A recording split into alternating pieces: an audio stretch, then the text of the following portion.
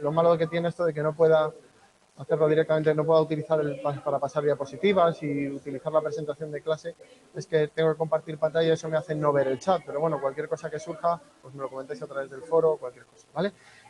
Como siempre, como hoy también tenemos 2 horas, haremos una paradiña, ¿vale? Un pequeño descanso a la hora de 2-3 minutillos, yo dejaré grabando igual, solo que desconectaré micro y imagen, y nada, vamos a empezar. Vale, ahora debería aparecer, efectivamente. Ya lo tendréis que ver todo el bucle este infinito y ahora ya veréis la presentación. Vale, perfecto. Pues vamos a empezar. A ver si recuerdo dónde nos quedamos.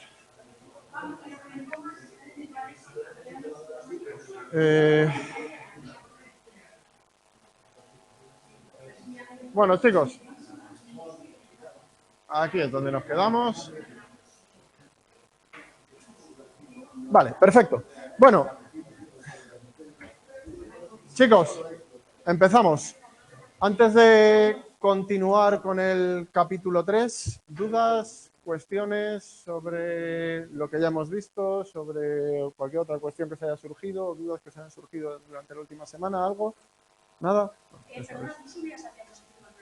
Están subidas, sí. Están en... mira, lo repito, bueno, como me están escuchando, así lo voy repitiendo cada cierto tiempo por si alguno que se haya despistado con el lugar. Están en el foro de la tutoría, hay un grupo de foro de la tutoría de Coslada. Lleva mi nombre, el grupo de tutoría, Antonio Prieto Lara, me parece que se llama. Bueno, pues dentro de eso hay varios hilos creados. En el hilo que pone, si no recuerdo mal, presentaciones o clases y materiales, ¿vale? Dentro voy subiendo cada semana un mensaje en el hilo con un enlace y el enlace contiene pues la clase, ¿vale? Y dentro puedes entrar, va directamente a Canal UNED o bueno, al repositorio de la UNED y ahí dentro está la clase. En la parte izquierda están los documentos asociados. En la parte de documentos asociados podéis descargar las presentaciones. Eso es, ¿vale? Y dentro de eso podéis descargar la presentación y podéis descargar también el audio. Creo que se puede descargar el vídeo y también el audio. Creo que las dos cosas, ¿no? Audio y vídeo. Normalmente lo pongo... Claro, eso es. Claro, claro, yo siempre pongo que se baje también el vídeo porque claro, como todo el mundo puede ir con el móvil, pues también puede ir bien. Y si no, simplemente con un MP3, aunque no puedas ver el vídeo, también lo puedes ver. Bueno, eso ya son política de empresa, así que ya sabes que ahí donde hay patrón.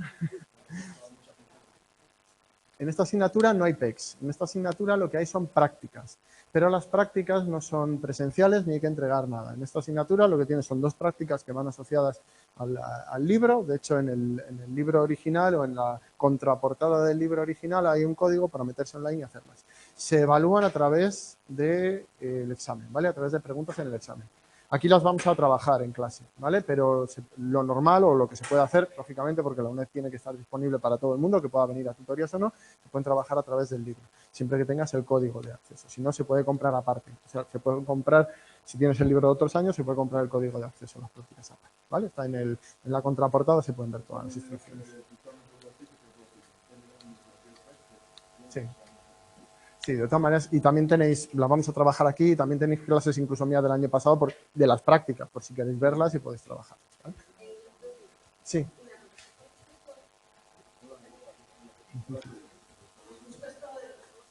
Sí.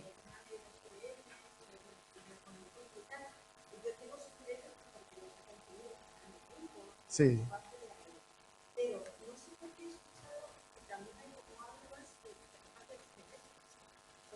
A ver, yo no os puedo dar mucha información de los PDFs porque no son oficiales. Entonces, claro, eso es algo que se ha generado aparte te refieres a las prácticas, ¿no? O sea, claro. Hay, sí, a ver, PDFs en lo que es la práctica no hay. Lo que tú cuando te metes en la práctica son una serie bueno, pues un programa en el que vas haciendo una serie de tareas. Eso, si coges pantallazo, lo puedes transformar a un PDF. Lo que hay también es algunos vídeos explicativos y todo eso que son más difíciles, lógicamente, y no sé si estarán circulando por ahí. Aquí los hemos puesto alguna vez en las clases, yo os digo, y yo haré lo posible por poner esos vídeos y que los podamos ver aquí también en clase, ¿vale? Para poder trabajarlos. ¿Cuál es el problema de aquí? Bueno, pues luego te tienes que descargar las clases y volver a verlos. Y el otro problema que tiene, que eso ya podemos hacer poco, es que hay ciertas tareas en las prácticas que tú haces a mano, es decir, vas calculando algunos valores, los vamos a ver aquí también, pero la idea es que lo hagáis vosotros. Si solamente lo veis, bueno, pues tenéis que conformaros con ver los resultados que pongo yo aquí o verlo en los vídeos, ¿vale? Esa es la única diferencia. Ya os digo que no es fundamental para poder resolver las preguntas, se puede entender perfectamente viendo los vídeos o simplemente, bueno, pues viendo cómo trabajamos aquí las prácticas incluso con la información que tengáis. Lo ideal es lo otro, pero luego a partir de ahí, pues como vais viendo, ¿vale? Claro, es una cosa, tendréis que tomar esa decisión vosotros. Yo os digo, voy a trabajar todo lo que pueda aquí en la clase para que veáis todo esto y para que tengáis disponibles esos materiales. Luego, a partir de ahí, si veis que necesitáis un apoyo más, pues siempre a posteriori o antes de los exámenes o 2 o 3 semanas antes podéis comprar el código si veis que lo necesitáis. Si veis que no necesitáis, que es suficiente con la explicación que tenéis aquí, con las clases, con todos los materiales, pues en ese caso sin problema, ¿vale? Porque lo importante es que podáis responder bien a las preguntas del examen. Sí. Estoy haciendo ya todo, o sea que puedo un PDF que lógicamente tiene la opción de pinchas sobre donde quieres entrar y automáticamente el navegador muestra, no tienes que cargarlo. Y ahí hay todos los enlaces para ver todas las cosas que queráis ver de los MES, de fuera de los MES. En principio tendrá 15, 20, si alguno de vosotros tenéis un enlace que os parece estupendo para música cultura, me lo pasáis por privado si queréis y yo lo meto en ese PDF que es un PDF general. Vale, eso ya os organizáis, todos los contenidos os podéis organizar como vosotros queráis. Yo os dejo lo que sea. Sí. Eso, claro, eso yo ya... Ahí ya sabéis que en los foros que compartéis como alumnos y todo eso, los profesores no nos metemos y lo que sea...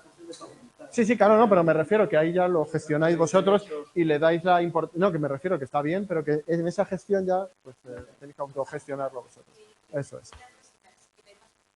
Sí. Son los, si no recuerdo mal ahora, no, son los temas, el que está relacionado con el aprendizaje y con los aspectos cognitivos. Creo que son 6 y 8, si no recuerdo mal. Creo, es que no tengo ahora mismo los números en la cabeza, pero 9 de medidas, creo que es el 6 y el 8. ¿Sí?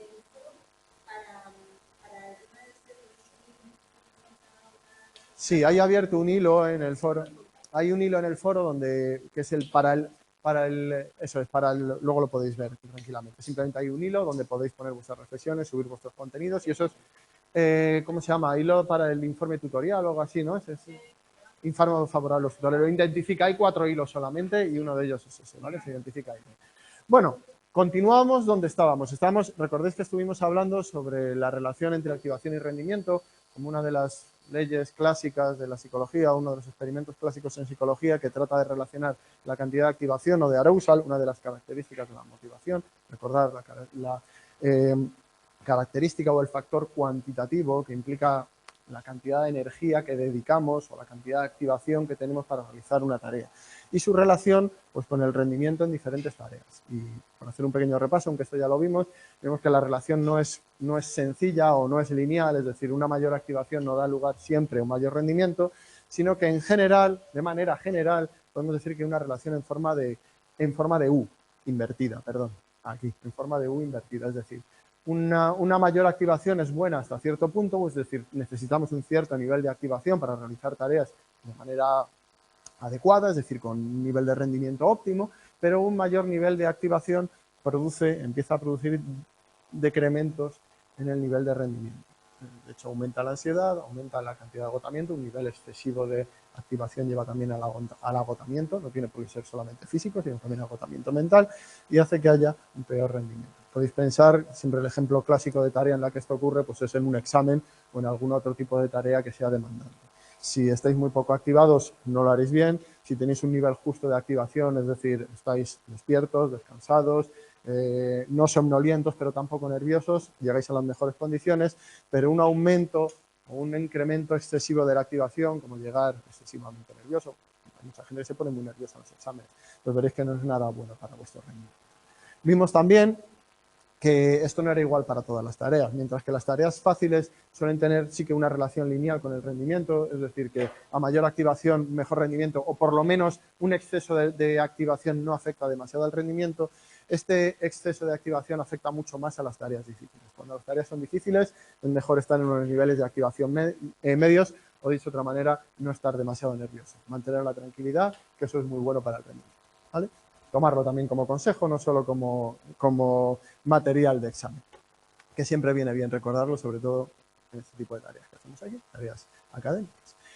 Terminamos con el primero de los componentes del proceso motivacional y vamos con el segundo, el aspecto cualitativo. No solamente es necesario, no solamente podemos contar con un nivel de activación para realizar diferentes tareas, que nos lleva, es verdad, a una mayor capacidad para realizar diferentes conductas, pero además necesitamos dirigir nuestra conducta hacia algún lado, porque en general no tenemos una sola opción. Cuando nos enfrentamos al mundo, es decir, cuando actuamos sobre el mundo, que básicamente es lo que hacemos todos los seres vivos del planeta, solemos tener diferentes opciones de actuación. También porque hay diferentes necesidades que satisfacer. Cuando un animal está en medio de la selva, pues tiene varias cosas que hacer. Seguramente necesite comida, pero también en algún momento necesitará descanso. Otras veces necesitará buscar ejemplares del sexo opuesto para intentar conseguir descendencia. Es decir, tiene varias opciones de actuación. ¿Cuál va a elegir? Pues de eso depende la dirección de la conducta. Y elegir bien dependerá de una serie de factores que afectan o que tienen que ver con la calidad de la posible recompensa y también con el estado de necesidad del individuo. Pues eso es exactamente lo que vamos a ver aquí.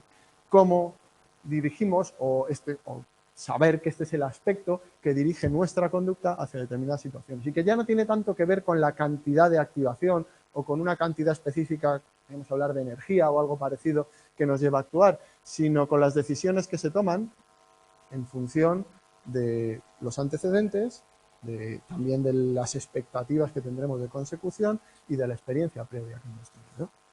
Así que, en este caso, la dirección, ojo, una cosa es que sea una cuestión de decisión y que no sea un aspecto cuantitativo, y otra cosa es que no tenga que ver con la herencia. Esto también abarca objetivos determinados genéticamente y objetivos aprendidos. Es decir, hay cosas o hay decisiones que tomar sobre la conducta que implican cuestiones genéticas, por ejemplo, reproducirse, por ejemplo, comer, por ejemplo, beber, por ejemplo, dormir o descansar, y cuestiones o objetivos, sobre todo en las especies con una mayor complejidad de su sistema nervioso, que también implican metas o objetivos aprendidos. Cuanto más complejo es el organismo, más peso tiene la parte aprendida sobre la parte genética. Como siempre intento poner ejemplos que sean extremos, porque en esos extremos se ve muy bien la diferencia entre ambas cuestiones. Si pensáis en una ameba o en una bacteria, pues difícilmente podemos hablar de un aprendizaje real, o por lo menos en el sentido que entendemos como aprendizaje. Sí que hay cambios en la conducta, pero son bastante estereotipados. Si hablamos de una especie con un sistema nervioso mucho más complejo, como por ejemplo los primates, como por ejemplo los humanos, como por ejemplo los delfines, incluso otros mamíferos como los perros, los gatos, pues veréis que el aprendizaje juega un papel muy importante a la hora de elegir entre determinadas conductas. Cuando hablamos de aprendizaje, hablamos de aprender o de actuar en función de las consecuencias que tuvo esa conducta o en función de la asociación que existe entre diferentes estímulos y de las relaciones causales entre diferentes estímulos en el entorno. Bueno, por ejemplo, hay una motivación muy grande de los seres humanos, lo habréis podido sentir en vuestras propias carnes, para el consumo de dulces y grasas. ¿Os habéis fijado que nos encanta casi todo lo que nos gusta, casi todo lo que está rico en este planeta es muy dulce y tiene mucha grasa? La cuestión es por qué eso es rico, o lo que nosotros entendemos por rico. O sea, ¿por qué cuando tomamos eso nos sabe rico? ¿Tenéis alguna idea? ¿Por qué no sabe rico? ¿Por qué no nos sabe rico?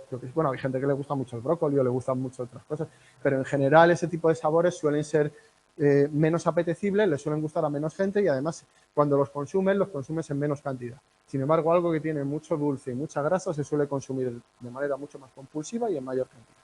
¿Por qué? O sea, rico o no rico es una categoría que o bien hemos aprendido o bien nos viene por una especie de predisposición genética. ¿Pero por qué? No es por los componentes, es específicamente lo dulce y las grasas, ¿vale? todo lo que lleve, sea natural. No estoy hablando de alimentos procesados, estoy hablando de alimentos ricos en grasas y ricos en dulces. Las frutas y la carne de cerdo cruda también cuentan, ¿vale? Y no penséis solo en humanos, también en animales, aunque en humanos es donde surge el problema, ¿vale? Ya os doy una pista. En humanos esto es un problema, en otras especies esto no es un problema, que les gusten, a todas las especies les gustan los dulces y las grasas. Sí, dime.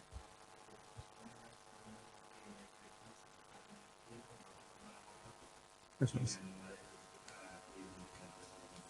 O para mantenerse vivo, si quieres. Claro, la cuestión es que los dulces, los alimentos dulces y los alimentos muy grasos, es decir, los sabores asociados a los alimentos dulces y grasos, son sabores asociados a una gran cantidad de calorías y de nutrientes.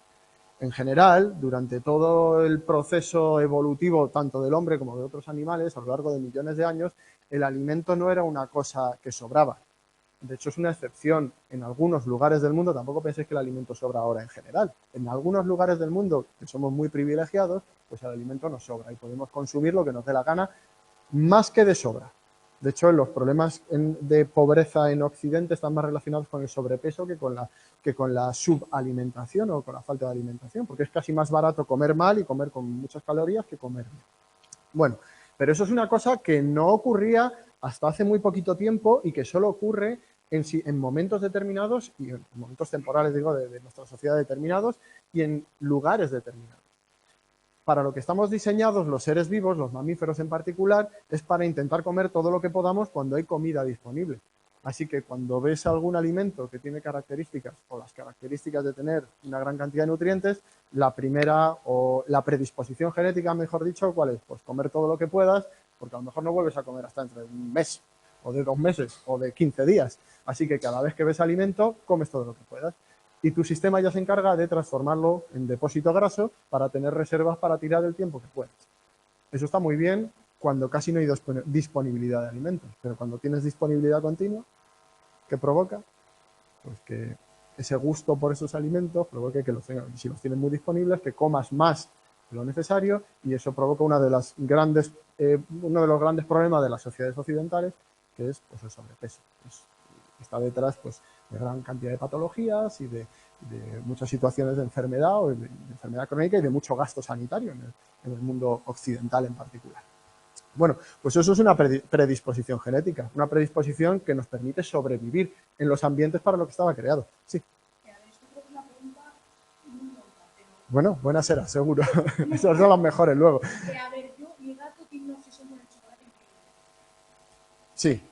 No le damos, pero mi madre y yo somos muy golosos y siempre que comemos se nos afecta, incluso hace por meter su boca en la misma. Entonces, a mí me gustaría saber eso por qué pasa. Para ellos es malo, ¿verdad? Sí, pero de nuevo, todos los alimentos que pueden ser calóricos tienen una predisposición genética para querer, todos los animales tienen una predisposición genética para consumir alimentos que son ricos en nutrientes. Todos. Pero eso lo sabemos nosotros porque hemos desarrollado una cultura que a través de la investigación científica sabemos cómo funcionan los sistemas digestivos, pero el gato no tiene ni idea. De momento le huele bien, parece que sabe bien, pues para adentro. Igual que si estuviese envenenado, si le envenenan la comida suya, el gato no se va a enterar. Se lo va a comer porque está rica, luego pues se muere. Luego vamos a ver algo sobre estas cosas, sobre los sabores. Por cierto, porque ahora viene la pregunta inversa, y ya la adelanto, aunque la podríamos ver en otro momento, pero ya la adelanto también. ¿Por qué nos causa cierta repulsión los sabores amargos y ácidos?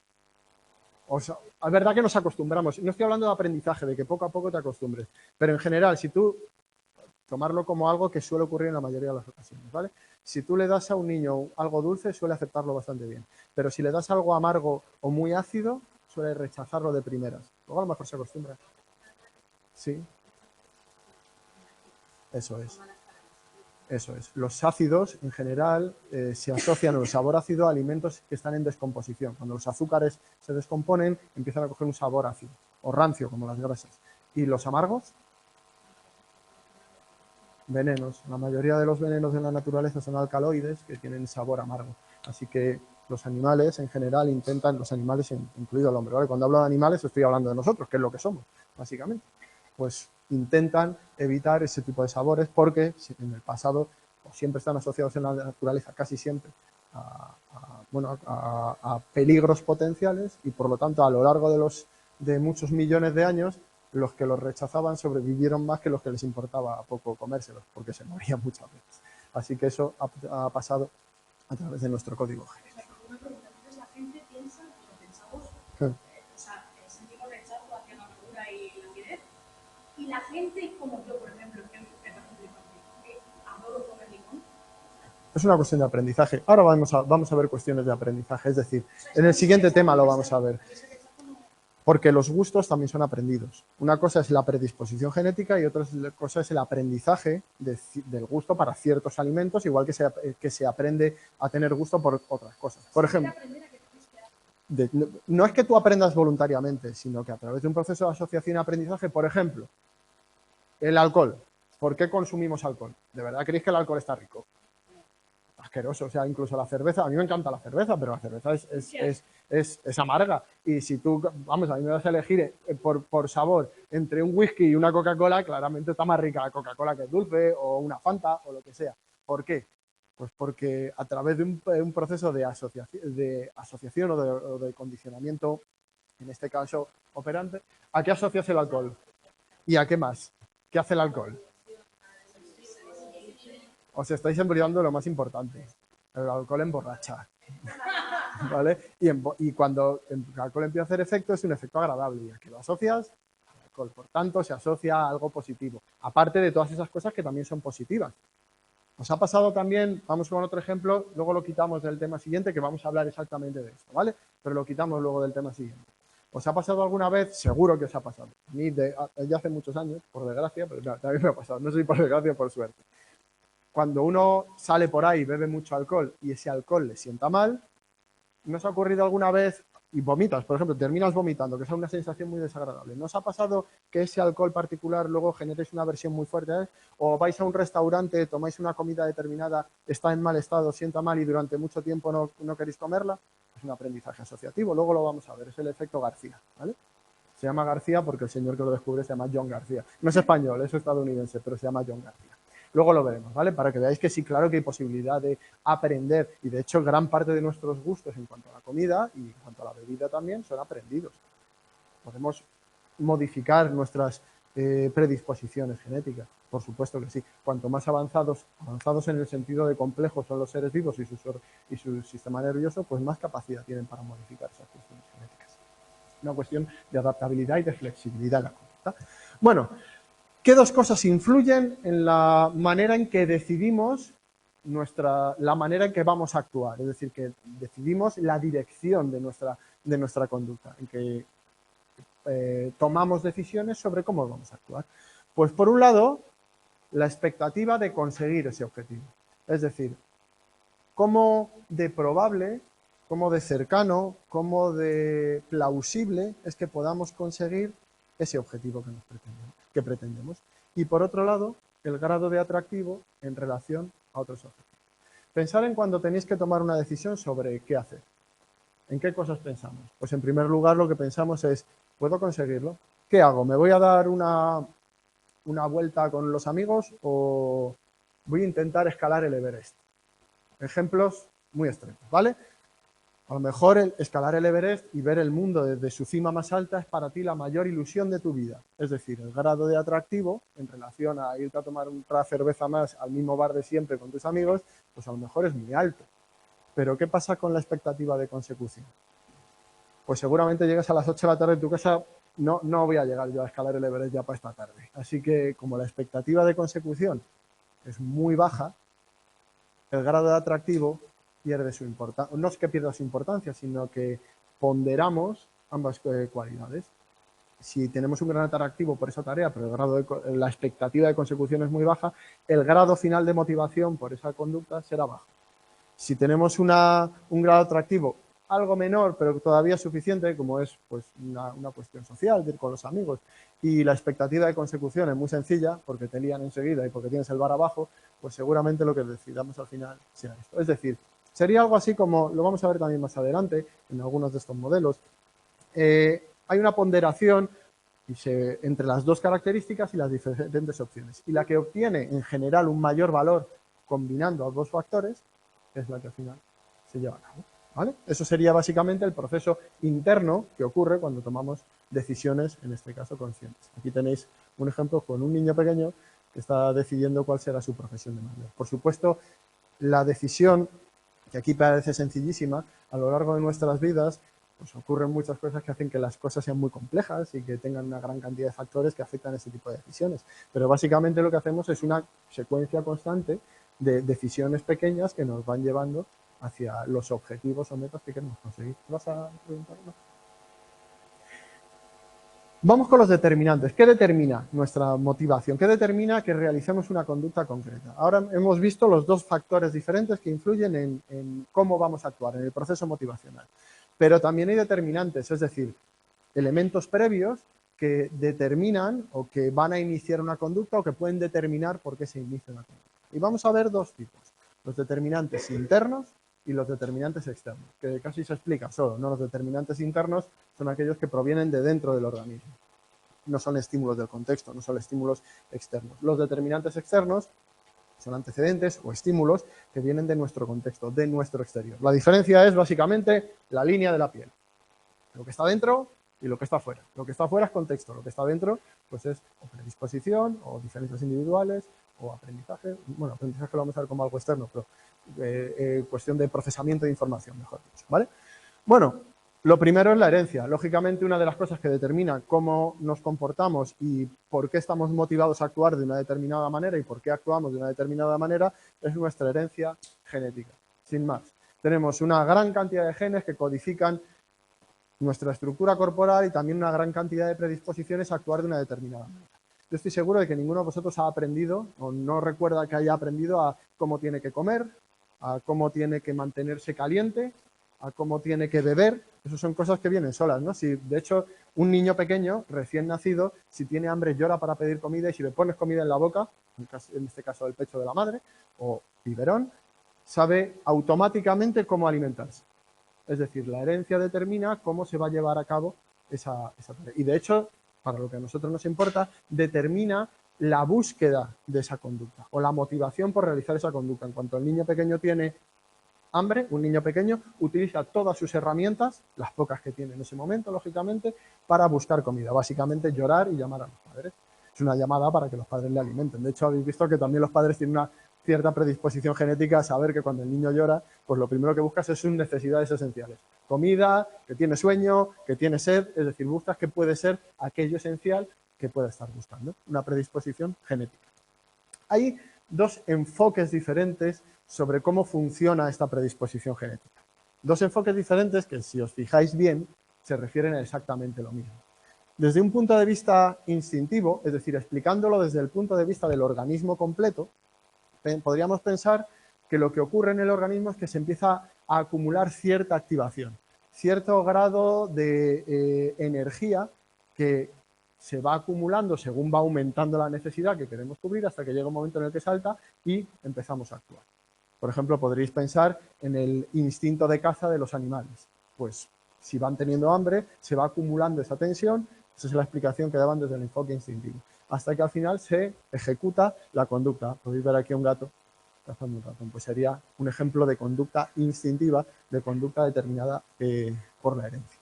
Desde un punto de vista fisiológico, y recordar que el punto de vista fisiológico es el punto de vista de cómo funcionan nuestros órganos, cómo funcionan todos nuestros sistemas corporales biológicos, ¿vale? Desde ese punto de vista, lo que tendríamos es una serie de circuitos cerebrales, una serie de circuitos en nuestro sistema nervioso que predisponen y que permiten la realización de ciertas conductas o que nos predisponen a la realización de ciertas conductas. Y si veis, básicamente es exactamente, está hablando de lo mismo desde dos perspectivas diferentes. Porque para que esto ocurra, para que esta activación se acumule en el organismo y para que se realice una conducta, ¿dónde tiene que ocurrir eso? En el cerebro, básicamente, ¿no? Y también a través de la hipófisis que suelta hormonas, etcétera, etcétera. Pero básicamente esto es un nivel de estudio, es decir, lo estudiamos a nivel del propio organismo como un ente determinado y aquí lo que estudiamos son los mecanismos que subyacen a este enfoque instintivo. Pero si veis, es exactamente lo mismo. No estamos hablando de cosas diferentes, sí de perspectivas diferentes. Sí.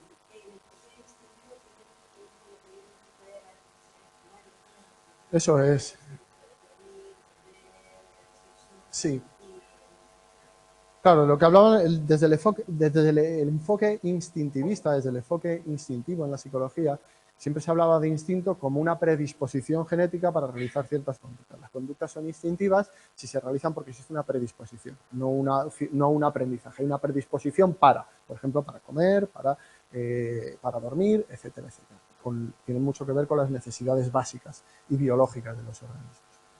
Además, ya os dije en ese capítulo que es que al final, cuando uno trata de explicar toda la conducta desde el punto de vista instintivo, lo que ocurre es que transforma todo en instintos. El instinto de ir al Corte Inglés a comprar en rebajas, eso no es un instinto, eso es aprendido. Claro, uno puede pensar, sí, pero hay una predisposición con un circuito cerebral que predispone a que ciertos reforzadores, eso, sí, efectivamente, una predisposición general para el aprendizaje, pero no se puede transformar todo en instinto, ¿vale? Pero desde el punto de vista de la herencia, es decir, de lo que recibimos de nuestros antecesores a través del ADN, gran parte de las conductas pues sí que son instintivas. Lo que pasa es que hay que delimitar muy bien qué es un instinto y qué no. Aquello que depende de predisposiciones muy claras, no de predisposiciones generales para actuar de una determinada manera. Es decir, el aprendizaje o todo lo que aprendemos es predispuesto genéticamente. Bueno, si piensas que el mero hecho de poder aprender es una predisposición genética, es decir, tenemos un cerebro que nos permite aprender. Sí, pero hay muchos más determinantes del contexto que de la herencia. Bueno, más determinantes internos. La homeostasis, que tiene mucho que ver también con lo anterior que hemos visto, con la herencia. Con los motivos primarios que vamos a ver además en el siguiente tema. ¿Qué es la homeostasis? Pues básicamente se refiere al mantenimiento del equilibrio interno de un organismo. Es decir, para nosotros, para poder sobrevivir, necesitamos que ciertos valores y ciertos niveles en nuestro organismo se mantengan en unos parámetros constantes. Por ejemplo, la temperatura. Tenemos que tener en torno a 37 grados, 36 grados, 37 grados para poder sobrevivir. Si sube mucho, morimos. Si baja mucho, también morimos. Así que una de las motivaciones primarias que nos llevará a actuar de una determinada manera será, por ejemplo, mantener nuestra temperatura. Cosa que ahora que no ponen la calefacción casi, pues hacemos todavía más. En cuanto uno tiene frío, se abriga, se acurruca, se va a sitios con más sol. Eso es una motivación, una predisposición debido a nuestra herencia, es decir, que es una predisposición que tiene que ver con nuestra supervivencia, para mantener la homeostasis en un rasgo determinado, que en este caso sería la temperatura. Pero lo mismo ocurre con el hambre. Si nosotros tenemos que mantener un nivel de nutrientes en nuestro organismo, si ese nivel se desajusta o faltan nutrientes, ¿qué hacemos? Buscar comida o buscar bebida. También pasa con el agua mucho más rápido, lógicamente, porque nos deshidratamos antes. Lo que buscamos es recuperar el equilibrio homeostático. Lógicamente, como esto tiene que ver con la supervivencia, pues también tiene que ver mucho con la herencia, porque todas aquellas cosas que tienen que ver con la manera en que los seres vivos sobreviven en el entorno y se mantienen vivos y se reproducen, pues también tiene mucho que ver con el mantenimiento del equilibrio, que es de lo que depende en última instancia nuestra supervivencia. También más determinantes internos, para que veáis que no todo es una cuestión biológica o de herencia o de predisposición genética. También el crecimiento potencial es una de nuestras motivaciones como seres humanos más fuertes y, de hecho, es específica de los seres humanos. ¿Por qué es específica de los seres humanos? O podemos pensar que casi exclusiva de ellos. En esta cosa nunca me atrevo a decir completamente exclusiva, porque es difícil saber todas las capacidades que tienen otros animales, que los hay con cierto nivel cultural, incluso con ciertos intercambios pseudoculturales, si queréis, aunque no tengan traspaso de conocimiento de unas generaciones a otras o no al nivel que tenemos nosotros. Pero bueno, yo aquí nunca me atrevo a darlo por sentado. Pero podéis ver que gracias a la creación de un contexto cultural que se pasa de generación en generación y que además nos lleva a vivir en sociedades regladas que tienen unos objetivos determinados o que, en los que además hay diferentes escalas sociales y en los que puedes conseguir ciertos objetivos, pues nos lleva también a querer conseguir nuestras máximas potencialidades o, también visto desde otro punto de vista, llegar a lo máximo que podamos dentro de nuestra propia sociedad o nuestra máxima capacidad, incluso las máximas riquezas. Es lo que denominaríamos crecimiento potencial, llevar nuestras capacidades al máximo. ¿Quiere decir que esto no tenga ninguna base hereditaria biológica? Pues no, claro que lo tiene, porque el hecho de que como seres humanos y ya desde muy pequeños nos sintamos muy motivados, perdona por utilizar la palabra que quiero explicar, pero en este caso viene muy bien, muy motivados por el descubrimiento o que tengamos una curiosidad innata. La mayoría de los seres humanos y de los animales tienen cierta curiosidad innata e intentan aprender y mejorar y descubrir su entorno. Podéis verlo también en los niños. Habéis visto cómo los niños son muy curiosos desde muy pequeños y intentan buscar, cuando tienen lenguaje, el porqué de las cosas, no paran de preguntar. Y antes de eso, explorar el entorno, conocer más. Bueno, pues podría tomarse como una especie de predisposición al crecimiento potencial o a mejorar o a alcanzar las máximas posibilidades conductuales o las máximas posibilidades de rendimiento que tiene un ser humano. Pues eso es otra de las cosas que también nos motiva y que tiene mucho más que ver con el aprendizaje, aunque tengamos cierta predisposición, que lo que hemos visto antes. Más, los procesos cognitivos, lógicamente. Por cierto, esto también son procesos cognitivos, ¿vale? Para que veáis que todo en el fondo está relacionado y aunque se vean como cosas diferentes, unas dependen de otras y al final todo depende en última instancia de una cosa que es nuestro sistema nervioso y cómo procesamos la información que llega del entorno, cómo la recibimos, cómo la procesamos y cómo emitimos conducta. En este caso, la manera en que procesamos la información, con las diferencias individuales de cada uno de nosotros, porque no todo el mundo procesa la información de la misma manera, cada uno con sus circunstancias de aprendizaje, con sus circunstancias biológicas también, con sus contextos, evalúa los estímulos que llegan del entorno y las situaciones que llegan de fuera de una manera diferente. La manera en que evaluamos esas situaciones hace que actuemos de una manera o de otra. Podéis pensar en cómo reacciona la gente ante las mismas situaciones, ante los mismos estímulos.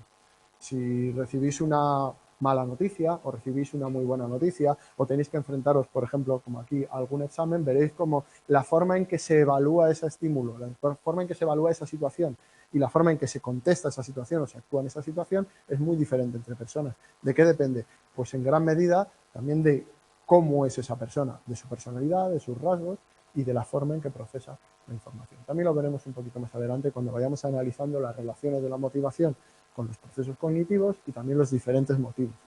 Los motivos innatos, que vamos a ver en el tema 4, y los motivos secundarios que veremos en el tema 5. Vamos con los externos. Sí, dime. Pero un dilema estaría metido.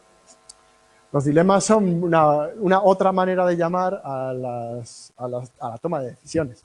Y una toma de decisiones, en esencia, es procesamiento de la información. Es tener varias opciones de respuesta, es decir, diferentes direcciones posibles para la conducta y sopesar o evaluar cada una de esas decisiones para tomar la dirección correcta.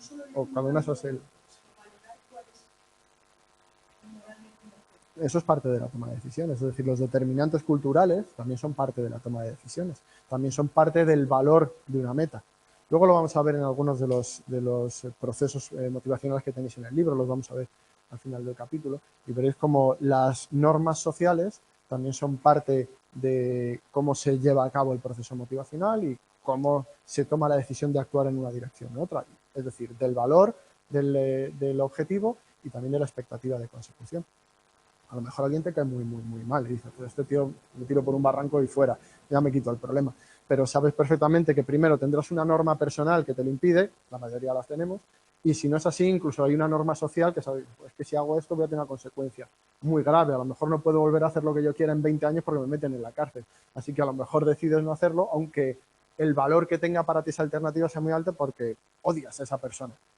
Podría ocurrir, ¿vale? De nuevo es un ejemplo muy extremo, pero para que entendáis que en la toma de decisiones no solamente influyen cuestiones personales o del entorno, sino que también, en nuestro caso, pues los contextos culturales y sociales tienen un peso determinado. Eso es otra forma de llamarlo, desde el, fuera de la psicología, no sé si de fuera de la psicología, pero en el ámbito general, pues es lo que denominaríamos un dilema o una duda, como queráis llamarlo. Perdón, que me paso. El aprendizaje. Mecanismos o determinantes externos. En este caso, lo que aprendemos de las situaciones o lo que aprendemos a través de las consecuencias de nuestra conducta. Cómo actuamos ante una situación determinada, ante un estímulo determinado, un estímulo antecedente, nuestra conducta hará que eso lleve o que nuestra conducta dé lugar a una consecuencia positiva o negativa. Dependiendo de las consecuencias de nuestra conducta, modificaremos nuestra conducta en el futuro. Es decir, que la conducta futura, la probabilidad de una conducta depende de las consecuencias de esa conducta en el pasado. O dicho de otra manera, si recibís premios por realizar una conducta, la vais a repetir en el futuro. Si recibís un castigo o algo desagradable por realizar una conducta, la vais a dejar de hacer. Es decir, la motivación por realizar una conducta determinada también va a depender de las consecuencias de esa conducta. De si hemos obtenido premios o castigos, a través de diferentes mecanismos de condicionamiento clásico, el condicionamiento operante o, por ejemplo, el aprendizaje observacional, es decir, a través de la observación de otras personas. No nos vamos a detener en ello porque en el capítulo de motivación y aprendizaje vamos a ver algo más de esto. Y también veremos, lo veréis también en otras asignaturas, en aprendizaje y en psicología social, pero también nos detendremos a ver algo sobre aprendizaje observacional y a bandura, a ver si nos da tiempo y podemos ver. Pero esto es uno de los determinantes, es decir, las consecuencias de la conducta o las consecuencias observadas de la conducta. El hedonismo, esto lo pone el libro. A mí esto como motivación externa o interna me suena un poco raro, pero bueno, aquí lo tenéis como un motivante externo. Yo interpreto que vuestro manual se refiere aquí a que el determinante de la actuación, de la conducta, es un estímulo externo que tiene un valor determinado. Pero claro, el valor hedónico, es decir, el valor que tiene ese estímulo depende de cómo lo proceses tú y del bien o mal que te haga a ti como organismo, así que no sé yo si lo metería como externo o como interno. Sí, podría decirse que sí, pero desde un punto de vista filosófico, desde el punto de vista más mundano de lo que nos motiva a actuar, básicamente lo que quiere decir es que nos movemos hacia aquellos objetos, personas o cualquier elemento del entorno o estímulo que nos genere placer y evitamos todo aquello que nos busque dolor. Y si os fijáis, en el fondo, estamos hablando de aprendizaje, de orientarnos hacia aquello que es agradable o que nos proporciona un premio determinado o una ventaja determinada o bueno, lo que queráis. Pero básicamente es exactamente lo mismo. Es un poco, bueno, etéreo este principio, pero vuestro libro lo pone como determinante externo, así que si os lo preguntan en el examen, esto es un determinante externo, ¿vale? Eso es muy importante. Más cosas. La interacción social, nuestro comportamiento en grupos y el hecho de estar, como animales sociales que somos, en presencia constantemente de otras personas y de otros grupos de personas, también determina la manera en que actuamos. Cómo estamos motivados para actuar de una determinada manera y cuál es la dirección que toma nuestra conducta. De hecho, podréis ver que nuestro comportamiento no suele ser el mismo. Esto no es nada malo, a veces nos resistimos un poco a aceptar esto, el hecho de que cuando estamos en compañía de otras personas nos comportamos de manera diferente a cuando estamos solos. No es nada malo, eso no quiere decir que no tengamos ningún tipo de personalidad o que nos dejemos llevar o que seamos personas débiles, no, es lo normal. Cuando estamos con un grupo de personas, estamos en una situación determinada, adaptamos nuestro comportamiento a lo que es adecuado en esa situación. ¿Por qué? Porque de nuevo buscamos premios y evitamos castigos. Seguramente en esta clase, o si estáis en una discoteca, o si estáis haciendo ejercicio, pues cambiaréis vuestro comportamiento para adaptarlo a las personas que os rodean y a las circunstancias que os rodean. Eso es un determinante muy importante de cómo actúan las personas. También habréis hablado de otros efectos, como efectos de grupo, que llevan a las personas a actuar en una dirección determinada y de la influencia que pueden tener los grupos. Pues como componente motivador o como determinante de la motivación, el efecto del grupo, es decir, la interacción social entre personas, también juega un papel muy, muy importante. Además, nosotros necesitamos estar entre personas, somos animales de corte social, así que es muy importante. Dime. Y lo aporto por si vale. Leía yo en un estudio que gran parte del determinante de hacer o no una acción absolutamente ilícita es muy importante la crítica social. De tal manera que había individuos que le preocupaba más que supieran su familia, por ejemplo, que había cometido X acto ilícito que el hecho de ir a la cárcel. Es decir, si tenían que ir a la cárcel que no se enteraba nadie, decían, bueno, lo asumo y voy a hacer esa acción. Pero si se enteraba su familia, entonces no lo hacía. O sea, no le iría a relación a la cárcel ni la multa, sino la crítica social, más que la crítica social, el conocimiento de ese acto por parte de sus seres. Sí, de gente importante, de gente relevante, de sus relaciones relevantes. Sí, es uno de los determinantes más importantes. De hecho, podéis haber visto como muchos países que tienen instaurada la pena de muerte no reducen la cantidad de crímenes violentos que hay, porque el hecho de aumentar las penas no suele hacer que disminuyan los crímenes, sino que hay otras cosas más importantes para hacerlo, la prevención, la educación, etcétera, etcétera. Es decir, que no siempre hay una relación directa entre el castigo y la ausencia de una conducta, y muchas veces que otros determinantes, como por ejemplo en este caso la interacción social, pues son mucho más importantes. ¿Qué es lo importante de todo esto? Lo más relevante, porque determinantes de nuestro comportamiento hay muchísimos y tendréis mucho tiempo para ver muchos de ellos, incluso para analizar en profundidad cada uno de estos posibles determinantes o de cosas que nos pueden llevar a actuar o que pueden dirigir nuestra conducta. Lo importante es que tengáis en cuenta que en todas las situaciones humanas y animales también, pero en lo que nos interesa como humanos y los que pueden interesaros dentro de la profesión de la psicología, que en algún momento espero ejerzáis, si es que os dedicáis a la profesión de la psicología y si no, pues cualquier otra cosa, que todas estas cosas suelen encontrarse mezcladas. Que cuando un humano actúa, cuando vosotros mismos realicéis una conducta, no hay un determinante específico y único que indique cómo vais a actuar, sino que cientos de variables, cada una con sus determinados pesos, van a determinar o van a dirigir vuestra conducta. Y que además esos pesos son variables y dinámicos. Y lo que en una situación tenía mucho peso, puede ser que 5 minutos después cambie completamente. Y que otra relación de pesos entre determinantes ocurra y haga que se modifique la conducta. Y también, por supuesto, a largo plazo. Y también, por supuesto, hay diferencias entre cada una de las personas, no solo diferencias derivadas de la situación concreta, sino también diferencias personales que cambian a lo largo del tiempo y también diferencias entre personas que hacen que cada uno de nosotros le demos diferente importancia o diferente peso a cada uno de esos determinantes. Hay gente que se mueve por el dinero o por el poder, hay gente que el dinero y el poder le importa pues más bien poco y se mueven por cualquier otra cosa o simplemente por el placer de realizar una buena acción o por el altruismo o por cualquier otra cuestión. Hay personas a las que los premios y los castigos pues les afectan poco y sin embargo, como decías en este caso, les afecta más la opinión, que también es un premio y un castigo, pero de otra naturaleza, de sus seres queridos, etcétera, etcétera. Es decir, no todos tienen el mismo peso, son variables y, como hemos dicho al principio, el proceso motivacional y sus determinantes, por tanto, son un proceso dinámico que cambia con el tiempo, tanto dentro de las personas como entre personas y a lo largo. ¿Vale? ¿Qué vamos a ver en los siguientes temas? Pues vamos a meternos en los motivos específicos. Hemos estudiado el proceso motivacional, vamos a estudiar cuáles son los principales motivos, principales categorías de motivos que llevan o que impelen a la actividad o a la conducta, en este caso, en el ser humano.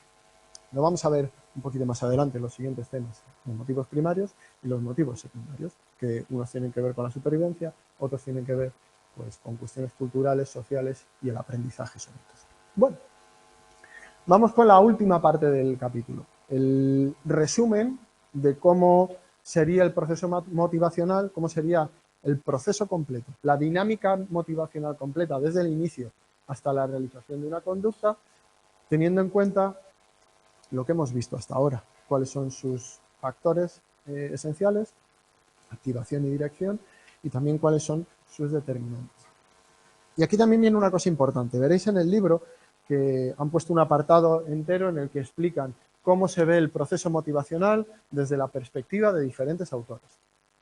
Y a veces parece un poco complejo porque cada uno tiene su esquema, con un montón de líneas de un lado para otro, con componentes diferentes, con fases diferentes. Lo importante, por lo que me detengo aquí, porque en el fondo no tiene más complicación que bueno, pues aprenderse el proceso motivacional. Lo que me importa de esto es que os va a hacer mucho más fácil entender cómo describe cada autor el proceso motivacional si os dais cuenta de que básicamente todos están diciendo lo mismo. Que cuando dividen en diferentes fases, realmente lo que hay dentro de cada una de esas fases es todo lo que hemos estado viendo. Y aunque unos sean más o aparentemente más complejos y otros menos complejos, todos tienen exactamente las mismas partes, las mismas fases, los mismos determinantes y los mismos factores que afectan al proceso motivacional. De hecho, vamos a ir viéndolo y vamos a ir viendo cómo todo ello coincide con lo que hemos estado viendo hasta ahora. Vamos a empezar con Reed, que en 1994 propuso un modelo sobre cómo funcionaba el proceso motivacional, es decir, desde que sentimos una necesidad o desde que hay un cierto nivel de activación hasta la conducta específica consumatoria que da lugar a la consecución del objetivo y, por tanto, a la disminución del nivel motivacional o el nivel de activación para volver de nuevo a realizar otra conducta o para dirigirse hacia otros objetivos. En primer lugar, la fase de anticipación, que básicamente coincide con las necesidades, es decir, con lo que nos lleva a la activación. ¿Qué nos lleva a que se active el organismo para realizar una conducta? Pues que hay una necesidad, sea esa necesidad biológica o sea de otro tipo. ¿Qué os ha movilizado a venir aquí a clase? Pues una necesidad, ¿no? Seguramente no una necesidad biológica, sino una necesidad de conocimiento, de crecimiento personal, laboral o de cualquier otro tipo. Pero al final, una necesidad de satisfacer un motivo. Esa es la fase de anticipación. ¿A qué nos lleva esa fase de anticipación o esa necesidad? Una necesidad o un elemento que necesitamos compensar o una falta de algo, pues a la activación de nuestros sistemas. Es decir, se produce un incremento de la activación, ese primer componente que hemos visto antes, de activación, incremento de arousal, incremento de energía que nos lleva a poder actuar, a tener energía suficiente para actuar. Y por supuesto, a tomar una dirección concreta. Ya tenemos aquí los dos componentes, activación y dirección, el cuantitativo y el cualitativo. Nos activamos y nos dirigimos hacia una conducta concreta de todas las posibles. Estáis aquí porque habéis tomado una serie de decisiones sobre lo que queréis hacer. Primero, habéis sentido la necesidad de hacer o de estudiar algo. Segundo, habéis decidido qué es lo que os atrae, qué es lo que os gusta. Tercero, habéis decidido dónde y cómo hacerlo. Así que toda esa cantidad de activación derivada de una necesidad se ha dirigido o se ha canalizado hacia conductas concretas que os han llevado hasta este momento, que podían haber sido otras. De hecho, mucha gente habrá tomado otras direcciones diferentes o habrá hecho otras cosas diferentes, teniendo quizás la misma necesidad o el mismo motivo primario. Primario no me refiero a biológico, sino primario en el sentido de principal o que aparece en el inicio. Bueno, ya tenemos las dos primeras fases. Tercera, conducta adaptativa y retroalimentación. Una vez que hemos decidido cómo vamos a actuar, cuál va a ser nuestro curso de actuación, una vez que hemos dirigido nuestra actuación, tendremos que realizar una serie de conductas para lograr llevar a cabo el objetivo que nos hemos propuesto. ¿Qué es lo que estáis haciendo aquí ahora? Es el ejemplo quizás más sencillo porque todos estáis aquí haciendo algo, así que ¿qué tenemos que hacer? Realizar una serie de conductas. Vamos realizando esa serie de conductas y esas conductas nos llevan a objetivos parciales, nos llevan a unas consecuencias determinadas. ¿Qué ocurre cuando obtenemos esas consecuencias? Y esto también es muy importante porque hasta ahora hemos visto el proceso motivacional como una especie de línea que empieza con una necesidad y termina con una conducta y una consecución del objetivo. Pero realmente tiene que ver mucho más con un bucle en el que actúas, porque normalmente los objetivos y las motivaciones no son sencillas, sino que necesitan de una gran cantidad de conductas y una gran cantidad de pasos para llegar al objetivo final. No todo es tan sencillo como tengo hambre, cojo algo y como. Hay muchos pasos intermedios normalmente, sobre todo en la conducta humana. Cuando realizo una actividad o realizo una conducta y obtengo una consecuencia determinada, no solamente obtengo o no obtengo el objetivo, sino que hay un proceso de retroalimentación, es decir, de evaluar el éxito que he tenido a través de esa conducta y de cómo he realizado yo esa conducta, de cómo he intentado conseguir el objetivo.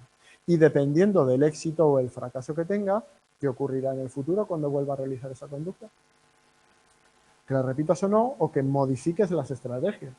Si ves que el primer curso aquí resulta que te has pasado durante todo el cuatrimestre, te has puesto a estudiar el último día una paliza de la leche y no te ha salido bien, seguramente en el siguiente cuatrimestre modifiques un poco tu actuación. A lo mejor no dejas el objetivo porque te sigue interesando mucho, pero ese proceso de retroalimentación, de feedback, de explicarte a ti mismo por qué ocurren las cosas, te lleva a cambiar la manera, la dirección y las conductas específicas que realizas. Ese es el proceso de retroalimentación. Y una vez que hemos seguido este bucle durante un determinado periodo de tiempo que nos lleva a realizar ciertas conductas, equivocarnos, modificar, obtener ciertos resultados, volver a hacer lo mismo, avanzar en el objetivo, hasta que al final conseguimos el resultado, que puede ser positivo o negativo. A lo mejor después de todo eso resulta que uno no consigue nada y abandona el objetivo. O a lo mejor si lo consigue, termina ese objetivo y dirige su conducta hacia otro lugar. Veis que básicamente es exactamente lo mismo que hemos estado hablando en el libro. Pero es que si nos vamos un poco, vamos a ver aquí, sí, si nos vamos un poquito más para adelante, veréis que los otros autores que vamos a ver dicen exactamente lo mismo. ¿Qué decía en este caso Reeves sobre la función del proceso motivacional? Pues de nuevo es algo que ya hemos visto. ¿Para qué sirve todo este proceso? Pues en primer lugar, para adaptarnos al entorno. Si actuamos sobre el entorno es para adaptarnos a ese entorno, para conseguir el entorno lo que necesitamos. Seguramente, de nuevo, si estáis aquí, será primero por un objetivo, seguramente, o no, no lo sé, de crecimiento personal. Pero también habrá otros objetivos seguramente más mundanos y más cercanos a la tierra, como por ejemplo conseguir un mejor trabajo, como por ejemplo algunos seguramente pues podré ganar más dinero o monto una clínica y gano más dinero. Es decir, al final lo que intentamos es adaptarnos al medio y conseguir las mejores condiciones de vida, tanto en objetivos que son más elevados o más propiamente humanos, como por ejemplo el hecho de estudiar un grado, como en otros más básicos, como el hecho de comer. ¿Por qué comemos o por qué tenemos esa necesidad de comer? Pues para no morirnos, para adaptarnos, para sobrevivir básicamente. Y, por supuesto, en el caso humano, pues con el ejemplo que os ponía aquí ya queda claro, también el crecimiento potencial o en la satisfacción de otras necesidades que van más allá de lo biológico, aunque, por supuesto, también tienen que ver con nuestro éxito y con nuestra adaptación al entorno, porque recordad, nuestro entorno no es solamente físico, nuestro entorno, el de los humanos, es también cultural, y el éxito y la adaptación al contexto cultural y social es tan importante para nuestra supervivencia como la adaptación al entorno físico. Bueno, vamos a ver otras 3 diferentes. Yo creo que vamos a hacer una parada, ¿no? Sí, vamos a parar 3 minutillos, 4 minutillos y vemos las últimas que nos quedan, ¿vale? Hacemos un pequeño descanso. Perdona, ¿puedo poner la diapositiva anterior un segundo? Sí.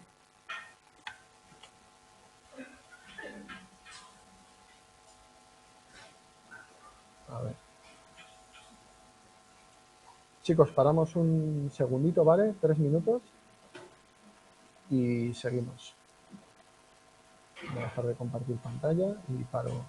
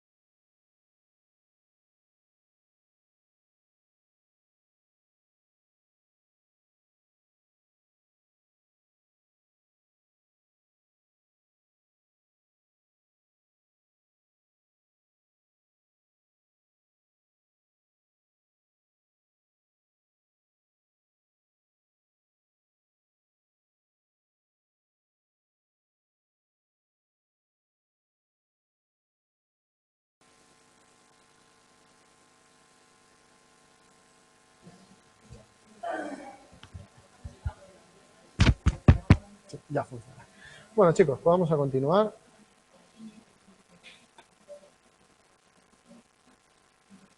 Vamos a empezar. Ya vuelvo a compartiros pantalla, los que estáis online.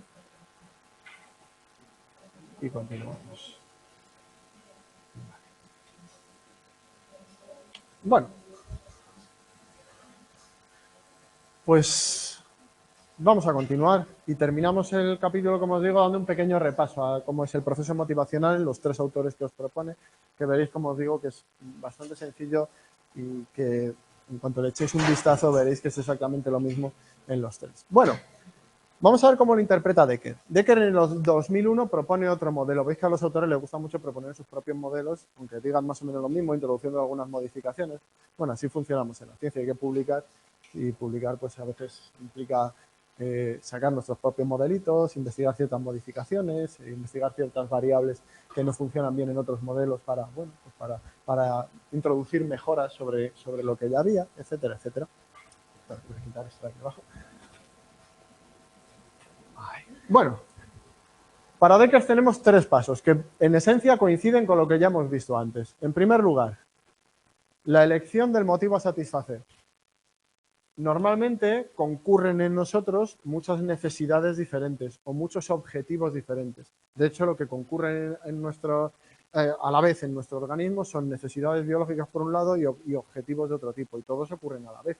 Lo primero que necesitamos es elegir ese motivo a satisfacer. ¿Veis que Dekker pasa directamente al componente de dirección, al componente cualitativo, a las elecciones y aquello que determina nuestras elecciones? Da por sentado el arousal, da por sentado la activación, da por sentado que existen necesidades, de hecho ya habla de la elección del motivo, da por sentado que existen y pasa directamente a identificar cuáles son los apartados o los aspectos que influyen en cuál va a ser nuestra decisión o la dirección de nuestra conducta. Pero básicamente está hablando de lo mismo, solo que, bueno, empieza un poquito más adelante y empieza hablando de dirección.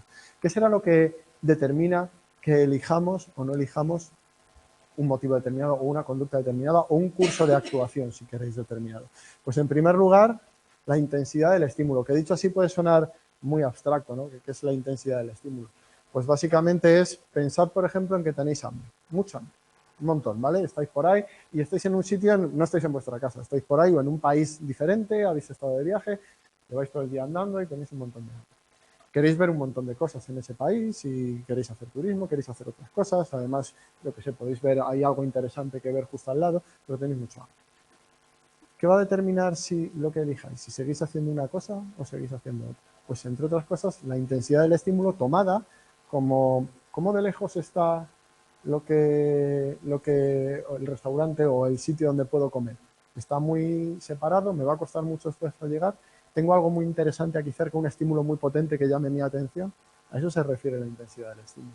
Cuando vemos algo muy lejano o un estímulo que no está cerca de nosotros o que no es aparente para nosotros, o que tiene una intensidad muy baja, dicho en términos más de experimentación, pues es más difícil que eso guíe nuestra actuación.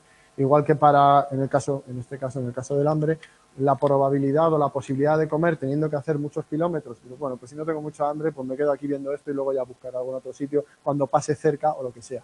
Pero si tienes un cartelón de un McDonald's enorme cuando estás muerto de hambre y lo tienes delante a 25 metros, pues seguramente sea más fácil que tu curso de actuación sea hacia querer ir a comer. ¿Veis? Eso determina, o eso es la intensidad del estímulo. No es lo mismo hablo de McDonald's porque es lo que hay por todos lados y tienen un cartelón enorme, pero no es lo mismo tenerlo delante de ti y la puerta ahí que tenerlo a 25 kilómetros. ¿Vale? Sí.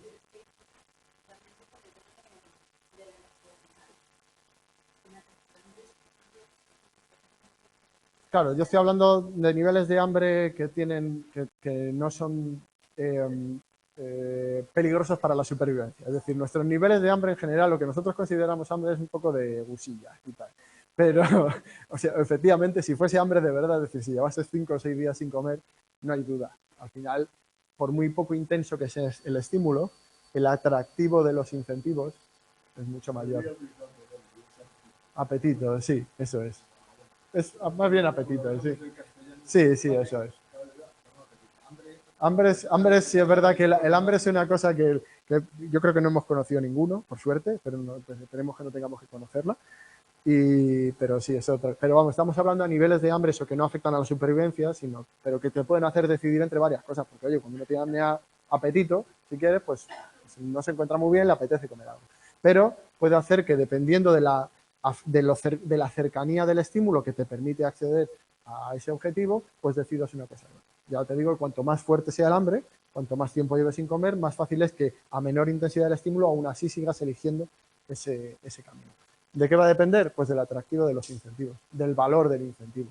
El valor del incentivo, es decir, de comer, no es lo mismo si tienes un poco de apetito que si llevas varios días sin comer. Así que va a depender primero de lo cercano o de lo intenso que sea el estímulo que puede satisfacer nuestra necesidad, del atractivo de ese incentivo, es decir, de cómo de importante sea para nosotros. Y como os he dicho antes, esto es dinámico, eso cambia. No es lo mismo cuando acabas de bajar del avión y llevas 2 horas caminando que cuando llevas todo el día y tienes mucho que hacer, ¿vale? O sea, ese atractivo cambia.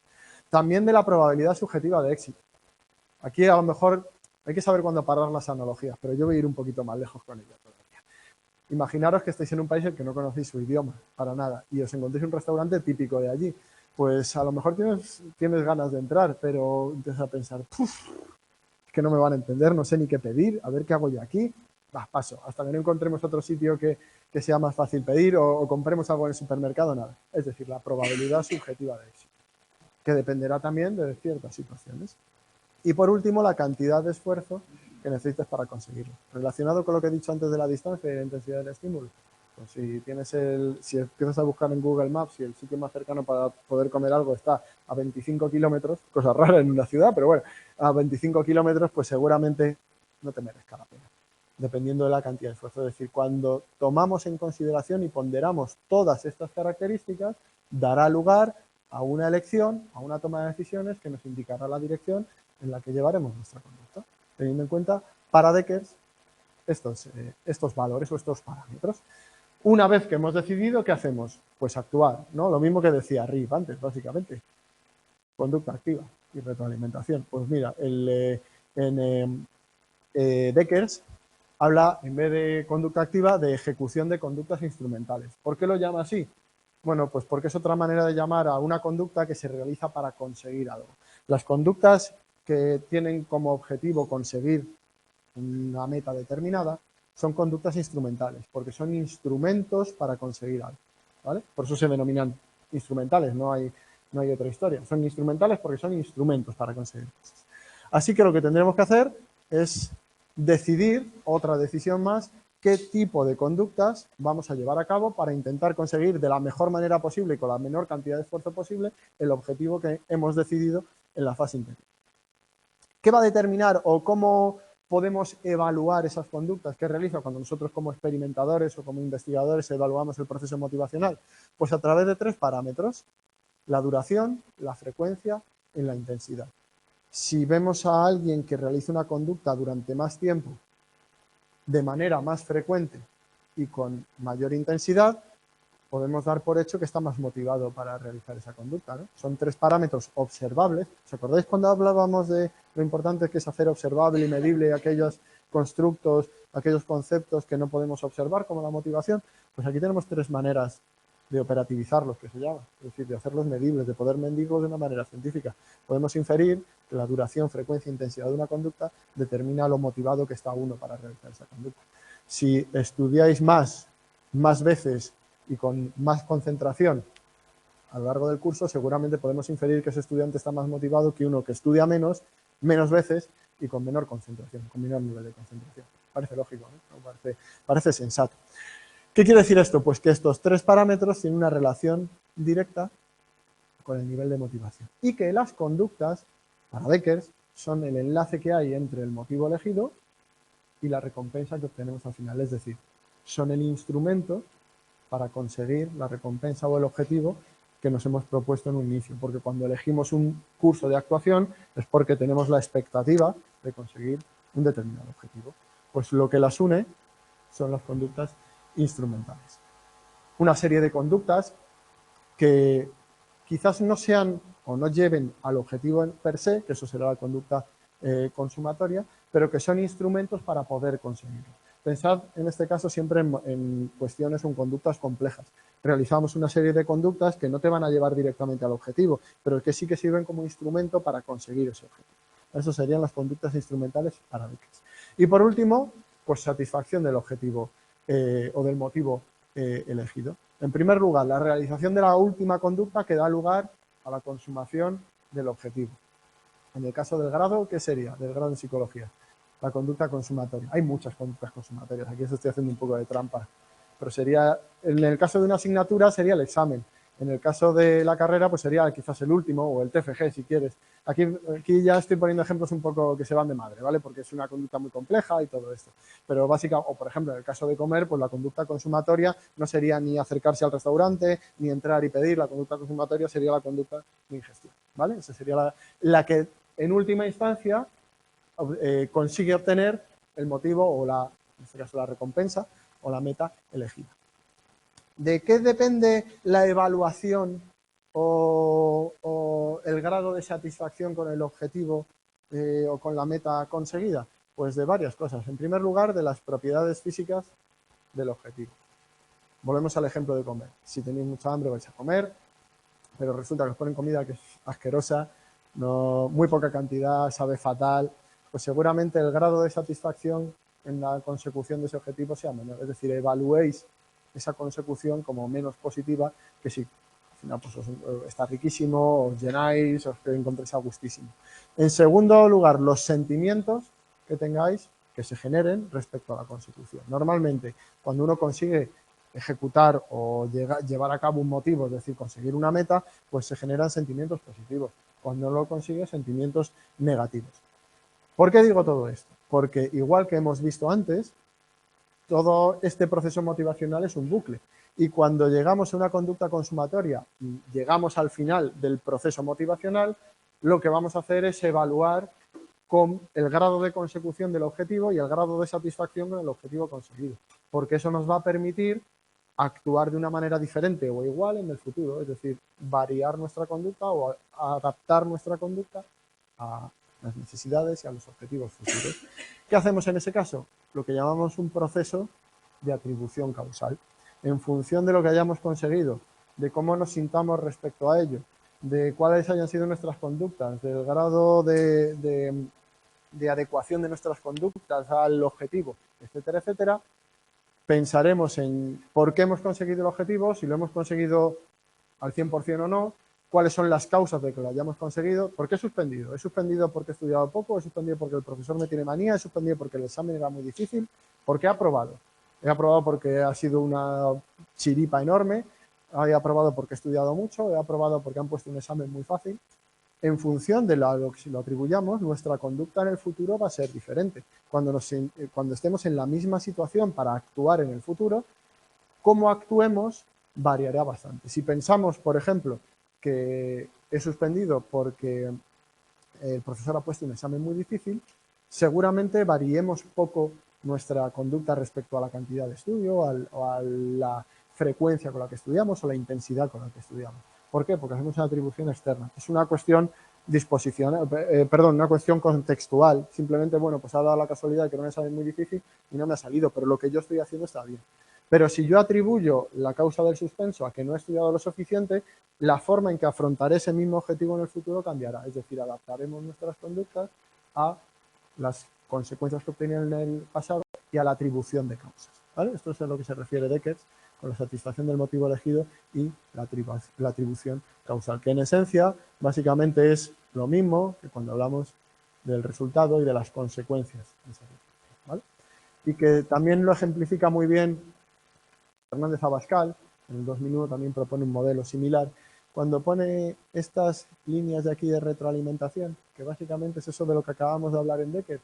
La conducta motivada da lugar a una serie de atribuciones que hacen que modifiquen nuestras intenciones o nuestra forma de realizar las conductas. Veis que es exactamente lo mismo que hemos visto antes. Abascal lo llama intención y conducta motivada, pero en esencia es exactamente lo mismo. De hecho, esto es casi más fácil, porque aquí tenemos todos los componentes que hemos ido viendo y con los mismos nombres que hemos ido viendo a lo largo del capítulo. ¿Sabéis por qué tenemos los mismos nombres? activación, dirección, conducta motivada, determinantes internos y externos. Bueno, porque Fernández Abascal es de la UNED. Vale. Entonces el libro está hecho por profesores de la UNED y básicamente trabajan en el mismo grupo, entonces el libro, pues lógicamente, bebe de sus autores y sus autores utilizan esta nomenclatura porque están acostumbrados a trabajar en ella. Fernández Abascal es catedrático de la UNED, del Departamento de Psicología Básica 2, por cierto. Vamos con ello. ¿Qué empieza o cuál es el momento inicial del proceso motivacional? Lo mismo que hemos visto hasta ahora. Los determinantes internos y externos. ¿Os acordáis en las diapositivas, no? Las diferentes necesidades o los diferentes factores que pueden o que afectan al inicio de la conducta. Él los llama a los internos determinantes o factores de tracción y a los externos factores de propulsión. Es una nomenclatura como cualquier otra. Nos gusta mucho ponerle nombres raros a las cosas para que parezcan más importantes. Pero básicamente son los determinantes internos y externos, ¿vale? ¿A qué llevan esos? Pues una vez que hemos generado, que tenemos una serie de necesidades, sean internas o externas, generan una intención, que quizás es la novedad más reseñable de este modelo, de Fernández Abascal, que tiene como componente central lo que él denomina intención, es decir, la energía necesaria o la arousal o la activación o como queráis llamarlo para actuar en una determinada dirección. Esa intención es lo que determina tanto el nivel de activación como hacia dónde se dirige nuestra conducta. Es decir, tenemos una serie de determinantes, generan una serie de intenciones que a su vez modulan el nivel de activación y también la dirección de nuestra conducta. Esto a su vez determina cuál va a ser la conducta motivada, lo que acabamos de ver en el resto. Una necesidad genera una intención, esta es la novedad que incluye Fernández Abascal, que a su vez influye sobre los dos factores que hemos visto, el nivel de activación, las ganas de actuar, la energía que tenemos para hacerlo y hacia dónde va. Eso lleva a la conducta motivada y una vez que hemos obtenido o que hemos realizado una conducta, conseguiremos o no conseguiremos el objetivo. Haremos un proceso de atribución causal y volveremos al inicio en el que esos procesos de retroalimentación, de feedback, de cómo nos ha ido, qué hemos hecho, qué debemos cambiar o qué no, qué grado de satisfacción o de consecución del objetivo, afectarán de nuevo a las intenciones y podrán o bien modificar las conductas o modificar los objetivos o la conducta motivada. Es decir, afectarán tanto al nivel de activación, las ganas de hacer algo, como a la dirección de la conducta. Si vamos en un sentido o en otro, o cambiamos de objetivo. Es decir, para Fernández Abascal es la intención lo que determina tanto la activación como la dirección. Los dos componentes que vimos al inicio, el cuantitativo y el cualitativo, el que determina la cantidad de energía y el que determina la dirección de la conducta. Una cosa también importante, en esa intención, o lo que determina esa intención de actuar, no solo está determinado por esos determinantes previos, esas necesidades previas de diferente tipo y que pueden ser internas o externas. También hay dos cosas muy importantes que determinan hacia dónde dirigimos nuestra conducta o cómo activamos y dirigimos nuestra conducta, es decir, el concepto de intención. En primer lugar, la actitud hacia la conducta, es decir, qué evaluación personal tienes tú de ese objetivo o de esa necesidad. Pensar, lo hablaba antes vuestra compañera en relación, y lo hablamos también en relación a las normas sociales o en relación a la propia opinión moral que tenemos nosotros sobre las conductas. A lo mejor hay algo que nos apetece mucho hacer, pero por una cuestión de aprendizaje, por una cuestión de contexto o por una cuestión simplemente de sentimientos que no podemos explicar, ¿cierto? Eso, por ejemplo, también podrías. A lo mejor no estamos muy de acuerdo con esa actuación, que nos vendría muy bien o que sería un curso de actuación válido, pero que no nos sería muy... no estaríamos muy cómodos con ellos. A eso se refiere con la actitud hacia la conducta, con la evaluación personal que hacemos de un determinado motivo o un determinado curso de actuación. Y además también estamos sujetos a lo que se denominan normas subjetivas, a las creencias o a las cuestiones que son aprobadas o que son viables o no en una sociedad determinada. Por ejemplo, vamos a poner un ejemplo que quizás esté muy de moda y sea un poco extremo, pero que es de bastante actualidad. A una persona le puede gustar mucho a otra persona y le puede sentir una necesidad tremenda de acercarse a esa persona desde el punto de vista sexual o romántico, ¿vale? Pero las actitudes y las conductas que uno puede realizar no solo están determinadas por el grado de satisfacción, sino también Primero, por nuestra evaluación moral y segundo, por las normas de una sociedad que nos indica qué es correcto y qué no es correcto hacer. Así que la manera en que actuemos estará determinada por todas esas cosas. Hay hay sociedades que aprueban ciertas cosas y sociedades que no aprueban ciertas cosas. Seguramente sea mucho más fácil que en sociedades como, estoy pensando justo ahora en las revueltas iraníes, y en lo que ha pasado, habéis escuchado todos, ¿verdad?, sobre las revueltas iraníes y el caso que hubo con la violación de una mujer y de muchas, y cómo ha habido ciertas revueltas en torno a eso. Seguramente, para ciertas personas en esa sociedad, ciertas conductas pues no tuviesen un mayor problema. Sin embargo, en otras sociedades, en sociedades occidentales sobre todo, pues ese tipo de conductas serían inadmisibles. Y eso también influye en la manera en que actuamos, ¿vale? Así que todos esos determinantes están detrás de la manera y de aquello que es admisible o no admisible como conducta motivada. Y por supuesto también determinan lo que hacemos y lo que no hacemos. Hay personas que desde luego no tienen ningún tipo de evaluación moral sobre sus conductas y por lo tanto les importa poco esa dimensión. Normalmente terminan siendo delincuentes, porque cuando a uno le importa poco esa dimensión moral o social, pues termina haciendo cosas contra las libertades de los demás o afectando a la salud y a la seguridad y a la libertad de los demás. Así que todo eso también puede afectar a los procesos motivacionales. Ya es meternos en cuestiones más de sociedad, más complejas, pero para que os hagáis una idea de cómo funcionaría en este caso el proceso motivacional interno y los determinantes que hay dentro de ese proceso motivacional interno que nos pueden hacer actuar o no actuar en una dirección. Y por último, el modelo de Palmero, que veis que reduce todo lo que hemos visto a dos partes. Una primera parte que es la toma de decisiones y elección del objetivo. Esto ya lo simplifica todavía más. Las necesidades y la activación y los estímulos previos que determinan que determinan los diferentes cursos de actuación, los diferentes objetivos, los deja un poco de lado y empieza a hablar directamente sobre cómo elegimos, sobre el componente de dirección o de cómo elegimos entre determinadas de diferentes objetivos. Y aquí mete una gran cantidad de pasos que influyen en la toma de decisiones. Y curiosamente, dentro de esa cantidad de pasos en la toma de decisiones, hay algunos que tienen más que ver con lo que hemos hablado antes como activación o componente cuantitativo de la motivación. En particular, los dos primeros.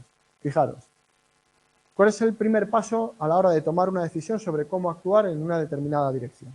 Pues el primer paso es que aparezca un estímulo, ¿no? Que tengas una necesidad determinada, que haya algún objetivo, algo que quieras cumplir, uno o varios. Pero eso y la percepción del estímulo, es decir, que el estímulo sea cercano o que aparezca o que puedas percibirlo. Si uno tiene hambre, pero imaginaos que esto también es un ejemplo muy burdo, pero imaginaos una ratita con mucho hambre o un topo con mucho hambre con una comida delante, pero que está detrás de un cristal y no puede olerlo y como los topos no ven, pues tampoco, perdón, no puede olerlo y no puede verlo porque los topos tampoco ven.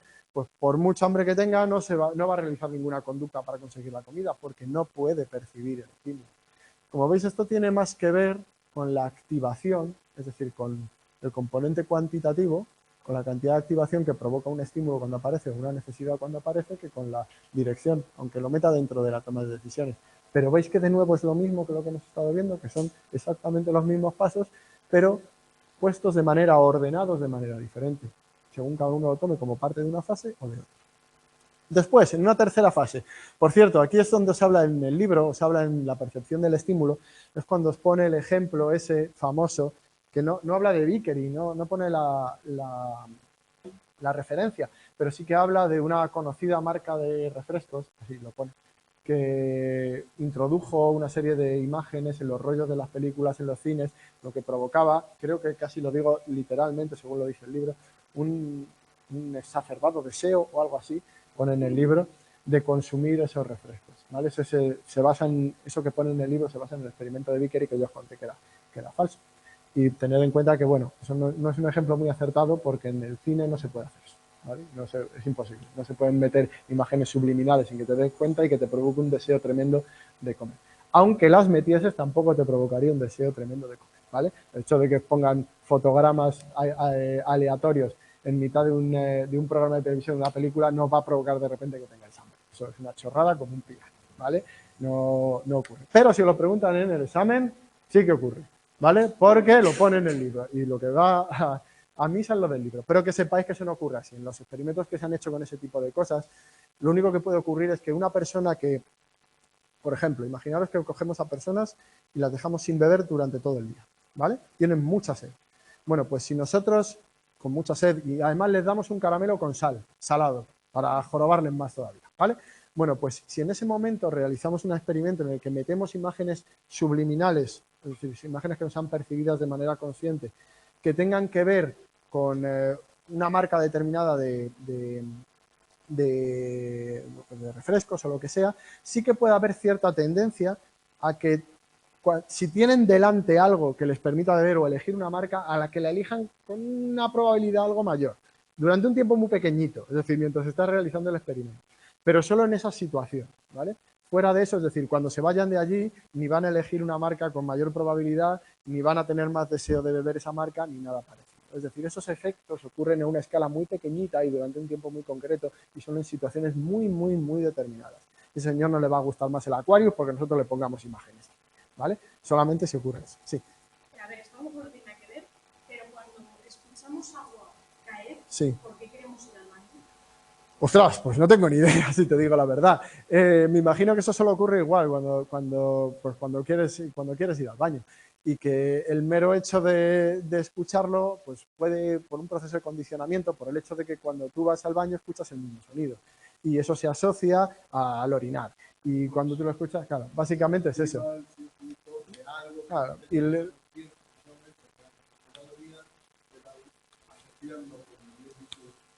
es una cuestión de asociación. Y como, sí, es una cuestión, podría ser una cuestión de, no sé si influir algo más, pero básicamente es eso. Básicamente, sí, tú cuando vas a orinar escuchas el mismo sonido. Y entonces al volver a escucharlo, pues puede ocurrir eso. Y ya está.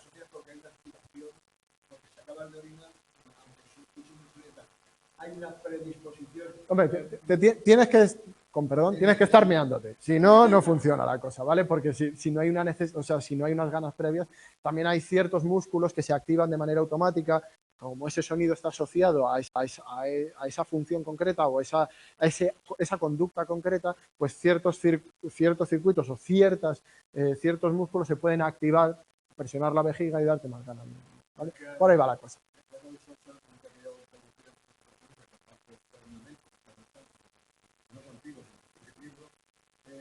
¿Cuántas veces habéis comido, ingerido algo y, por supuesto, dejar todo el verbo hambre, apetito, por ejemplo, estás en casa, voy a ver una película, y de repente, voy a traer unas aceitunas y no tienes hambre ni te apetece. ¿Cuántas veces vas con un sitio y dices, oye, ven, tómate algo, acabas de comer y están los amigos pinchando una brava y venga, pincha, y comes sí. O sea, sí, no tienes hambre, no tienes necesidad. Sí, eso es. No tienes necesidad. ¿Cuántas veces estás en el trabajo? Tienes una hora para comer y en ese momento la verdad que no me apetece, pero bueno, porque luego yo no salgo hasta 5 horas, voy a comer algo ahora. Sí, hay en la conducta de ingesta hay una gran cantidad de Sí, no, quiero decir que la motivación de esas acciones no está ni siquiera soportada biológicamente no, pero ninguna, no solo esas, ninguna de nuestra conducta de comer está soportada biológicamente.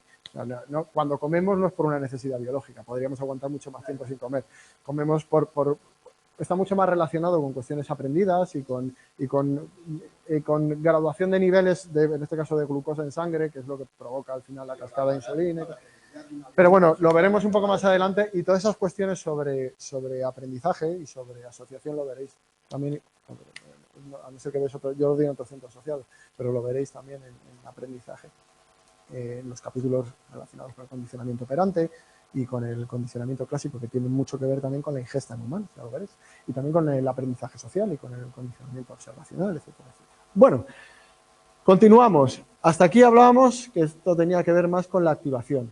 A partir de aquí tiene que ver más con la decisión. Dime. No, sí, que quería retornar la pregunta que he hecho. Si te tienes que estar meando para al escuchar el agua mearte más, a mí me pasa por lo menos que no tengo hambre y veo algo extremadamente bueno en la tele y bueno, se me disparan los ojos, pero teniendo hambre también.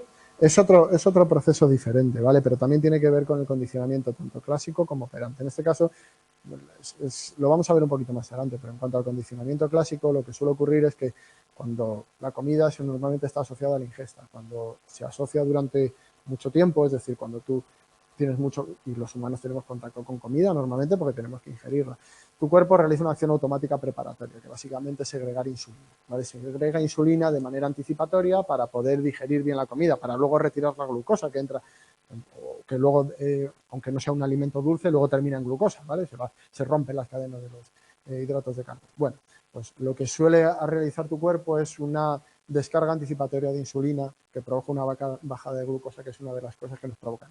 ¿Vale? Eso es uno de los posibles factores que influyen. Luego hay factores aprendidos, de recompensa, el hecho de conocer el sabor y saber que es un reforzador importante, pues verlo hace que tengas ganas de comerlo porque anticipas una recompensa, etcétera, etcétera. Sería muy, muy variado, ¿vale? Hay una casuística muy variada, desde el condicionamiento clásico al operante a, bueno, a cualquier otra cuestión, hasta otros procesos de aprendizaje a más largo plazo, ¿vale?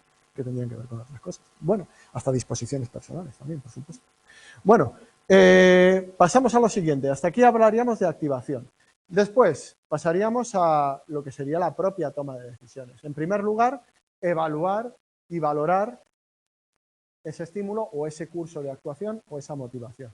Es decir, las dos cosas que hemos visto que son los componentes de la toma de decisiones, la expectativa de conseguir ese objetivo y la satisfacción que nos va, o dicho de otra manera, el valor que tiene ese objetivo, es decir, el grado de satisfacción que esperamos conseguir.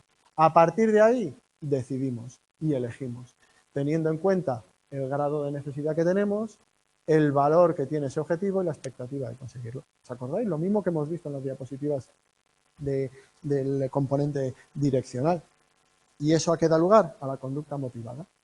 ¿Habéis visto que Palmero mete en esta primera fase de toma de decisiones y elección prácticamente todo lo que hemos visto como el proceso motivacional? Él lo divide así. Es decir, aquí ya está constreñido todo el proceso motivacional. ¿Qué mete como segunda fase? Una fase posterior, la que ya hemos visto antes también, la fase de control del resultado y de atribución causal. ¿Qué hacemos en esta parte? Una vez que ya hemos realizado la conducta consumatoria o las conductas instrumentales y la conducta consumatoria para conseguir el objetivo, pues evaluamos cómo de bien hemos conseguido el objetivo, es decir, la congruencia entre lo que esperábamos conseguir y lo que hemos conseguido. También realizamos lo que hemos visto antes, el proceso de atribución causal. ¿Por qué lo he conseguido? ¿Cuáles son las razones? ¿O por qué no lo he conseguido? ¿Cuáles son las razones? Y a partir de ahí, primero, modificaremos nuestra conducta, como hemos visto antes, en función de los resultados y de la atribución que hagamos de las causas de esos resultados. Y en segundo lugar, también generalizaremos a otras conductas. Una de las capacidades que tenemos, sobre todo los humanos, es la capacidad de utilizar nuestra experiencia previa para aplicarla a contextos novedosos que no coinciden específicamente con lo que ya habíamos hecho. Cuando nos encontramos ante situaciones nuevas, somos capaces de generalizar lo que ya hemos hecho o las consecuencias de lo que ya hemos hecho para aplicarlo a situaciones que coinciden parcialmente, pero que no son iguales. Es decir, somos capaces de generalizar conductas. Os habrá pasado alguna vez, seguro, ¿no? Incluso, fijaros, eso es un ejemplo también bastante recurrente. Imaginaos que cambiáis de contexto, que cambiáis de ciudad, ¿vale? Os vais a trabajar a otra ciudad. Allí no tenéis amigos, no conocéis a nadie. Seguramente cuando conozcáis a gente, aplicaréis las mismas conductas que aplicabais con vuestros amigos de aquí, con la gente que ya conocíais y que os había servido. Nosotros nos comportamos con nuestra gente, con nuestros amigos, familia, de la manera que nos comportamos, porque han sido conductas que han llevado a la aprobación de los demás, es decir, a que nos tengan cariño, a que queden con nosotros, a tener relaciones importantes y agradables para nosotros. Cuando nos encontramos en una situación nueva, con otra gente, ¿qué aplicamos? Pues los mismos esquemas que tenemos, las mismas herramientas que tenemos para nuestra actividad social. Si aquello va bien, es decir, damos por hecho que si son personas más o menos similares, pues las mismas actuaciones llevarán a consecuencias más o menos similares. ¿Qué ocurre si no llevan a las mismas situaciones o las mismas consecuencias y no nos va bien? Pues seguramente aplicaremos todo esto, atribuiremos la causa. ¿Por qué? ¿Es por mí? ¿Es por ellos? ¿Porque tengo que cambiar de amigos? ¿Es porque esta gente no es buena? ¿Es porque yo no soy bueno haciendo amigos? ¿O porque no soy bueno con ellos? ¿Es porque son de otra manera? Y cambiaremos nuestra conducta. ¿Veis? Un proceso de generalización a la hora de aplicar a nuevas situaciones lo que ya he hecho, y también un proceso de atribución de causas y de flexibilidad para cambiar esas conductas cuando veo que no funcionan. Ese sería el último paso de control del resultado y de la acción realizada, que nos sirve en el futuro. Porque, como os he dicho antes, aunque aquí casi todo ponga flechas para adelante, el proceso motivacional es un círculo, ¿vale? Es un bucle que, aunque un motivo o una conducta termine, siempre aparece otro nuevo. Entonces estamos en un bucle constante de retroalimentación y de avance hacia los motivos elegidos y hacia la consecución de los objetivos. Bueno, luego hablaremos de esto, ¿no? Aquí no he puesto nada más porque esto lo vamos a ver en los siguientes temas. Después de hablar de los motivos específicos, los básicos, los primarios y los secundarios, básicos, primarios en lo mismo y secundarios, luego hablaremos de la relación del proceso motivacional con diferentes sistemas o con diferentes disciplinas, con cuestiones biológicas, con el aprendizaje y con los procesos cognitivos, que serán, si no me equivoco, los temas 6, 7 y 8. De hecho, ahora que estoy pensándolo, creo que el de las relaciones con el aprendizaje es el tema 7, así que las prácticas serían 7 y 8, si no recuerdo mal, ¿vale? Pues terminamos aquí el tema 3 y nos metemos directamente con el tema 4, en el que ya vamos a empezar a hablar de los motivos, no del proceso motivacional, sino de motivos concretos, de elementos concretos, ya sea del entorno, o sea de nuestro contexto, o sean internos, que determinan la manera en que nos comportamos. Vamos a ver aquellos que son más relevantes. No penséis que porque vamos a ver estos son los únicos que existen. Podrían categorizarse cientos, miles de motivos y cada persona podría tener motivaciones diferentes en diferentes momentos o por diferentes causas. Pero quizás los que comparten algo y es que sean prácticamente universales son dos. Primero, los que vamos a ver en este capítulo, los motivos innatos, que se considera que son universales y que los comparten todos los, iba a decir personas y también animales de este mundo. Y los motivos secundarios, que aunque son específicos del hombre y en principio no provienen de una predisposición genética determinada, sí que son generalizados en nuestra especie y que por eso pues, se estudian más y se han categorizado como motivos secundarios. Por supuesto hay muchas más cosas y combinaciones de ellos, pero vamos a limitarnos a ver aquellos que tienen esas características y que son más generales o más importantes o que tienen un peso específico, sobre todo, en este caso en todas las especies, pero en el siguiente tema en otras especies. Bueno, aquí tenéis, sabéis qué película es esta, ¿no? Esta es Bajos Instintos, no sé en qué país se llamó Bajos Instintos, sí, la tradujeron, es que me hizo mucha gracia ver que se llamaba Bajos Instintos, de Paul Verhoeven, uno de los mejores cineastas que ha habido, autor de películas como Robocop y, ¿cómo se llama? ¿No habéis visto Starship Troopers? Tenéis que ver esa película, es la mejor película quizás de la historia. Starship Troopers. Si la veis, veréis que es una chorrada como un piano, es una locura, pero el fondo, si la analizáis como la crítica social que es, igual que Robocop, que parece una película que es una estupidez, pero tiene un fondo social muy importante y tiene una crítica muy ácida, típica de Paul Verhoeven, por otra parte. No me entretengo más aquí, pero ver esas películas que os van a gustar mucho. Y si no os gustan, por lo menos mirad el trasfondo, porque son macarrónicas, tienen lo suyo. Bueno, vamos con los motivos innatos, los motivos primarios. Los motivos primarios son aquellos que están relacionados con la supervivencia, aquellos que son universales y relacionados con la supervivencia del individuo o de la especie. Básicamente es eso, sin más. Es decir, tiene un componente biológico y hereditario muy importante. Básicamente es el más importante. Aunque luego veremos que en el caso de la especie humana, los determinantes aprendidos o el aprendizaje juega un papel muy importante en todos ellos, ya sea a la hora de modularlos o incluso de modificar la escala o la importancia de cada uno de ellos. Lo veremos un poquito más tarde. Vamos primero con algo que todavía no hemos visto, que es la definición no de proceso motivacional, sino de motivo específico. ¿Y qué es un motivo específico? Hay miles de definiciones sobre esto, ¿vale? Vamos a coger una cualquiera porque básicamente todas consisten en esencialmente los mismos elementos. Una especie de fuerza interna, de energía interna. De ella hablamos de algo, de un concepto que no es específicamente medible. Por eso que tenemos que trasladarlo a una medición concreta. Porque fuerza interna impulsora, pues ¿dónde está esa fuerza interna? ¿Está dentro del cerebro? ¿Cómo la mido? ¿Cojo un metro y mido fuerzas impulsoras? No, pero se detectará o se podrá medir a través de nuestra conducta. Según actuemos nosotros, podremos inferir la fuerza de nuestros motivos. Es decir, una necesidad, un deseo, una meta. En este caso hablamos más de necesidad o deseo, porque en los motivos primarios, como os hablo, tienen que ver con la supervivencia. Así que las necesidades y los deseos son palabras más adecuadas para definir los objetivos que pretenden conseguir los motivos primarios. Y los podemos dividir, como os digo, en dos partes, los motivos innatos y los motivos aprendidos. Y aquí nos vamos a centrar en estos. Ya hemos hablado de lo que son los innatos, motivos centrales relacionados con la supervivencia, ya sea del individuo o de la especie. Y nosotros nos vamos a centrar en estos 4. Hambre, sed, sueño y sexo. Hay más. Ciertas conductas maternas de protección, la conducta ya hemos hablado antes sobre mantener la temperatura, también es un motivo innato, es decir, nuestra predisposición innata por mantener nuestra temperatura corporal, porque lógicamente si no nos morimos, pues también es una motivación innata. Pero estos han sido los más estudiados, los que más investigación, seguramente por su relevancia en nuestra especie y en otras especies y por el fácil acceso a cada uno de ellos, porque son conductas que se realizan muy frecuentemente en casi todas las especies animales, por lo menos en las que tienen cierta complejidad del sistema nervioso. Ya hablamos de la particularidad del sexo y de la relación que tiene no con la supervivencia del individuo, sino con la supervivencia de la especie, y que por ese mismo motivo no tendrá una característica que tienen las otras 3.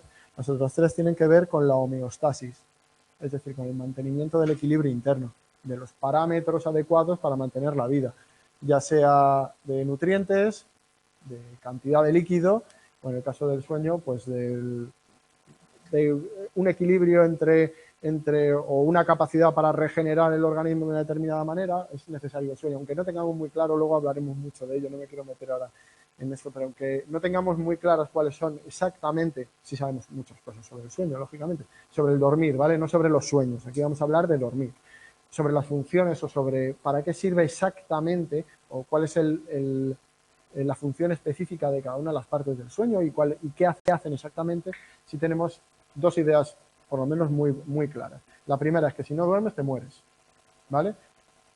Dicho esto, luego vamos a ver un caso especial, pero en general uno no puede intentar matarse no durmiendo porque se queda dormido, ¿vale? Eso también es importante. El suicidio por falta de sueño es muy difícil o imposible de conseguir.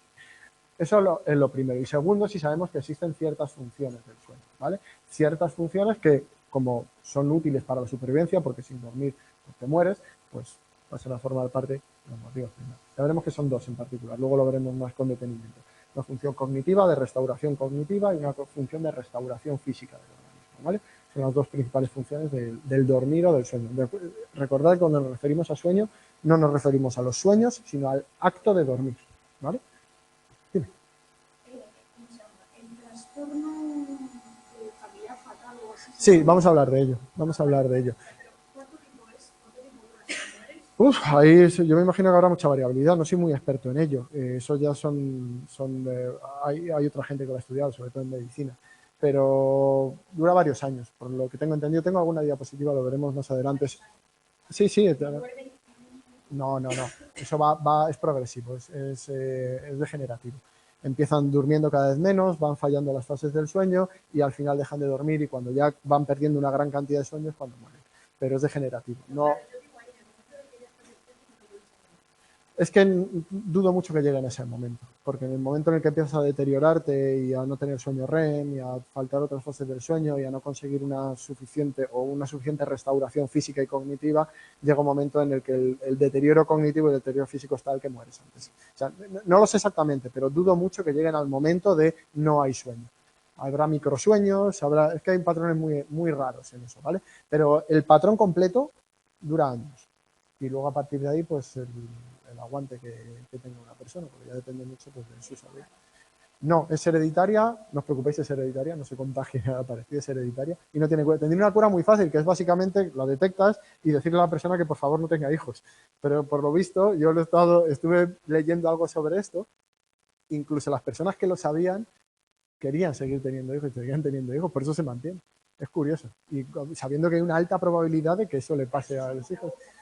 Bueno, yo ahí no me meto, pero me llamó la atención, me llamó bastante la atención porque además resulta que la mayoría de los casos están en España, están en el País Vasco, casi como el 50% de los casos. Es curioso. Sí. Es un fenómeno curioso. Yo lo estuve leyendo,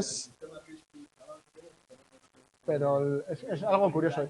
A mí me llamó la atención porque es verdad que incluso, bueno, pues gente que ya lo sabía, que lo habían detectado porque los primeros síntomas ocurren durante la edad adulta, si no morirían todos de niños, lógicamente. Es decir, que es una cuestión degenerativa y que se activa, es igual que el Alzheimer, otras enfermedades degenerativas.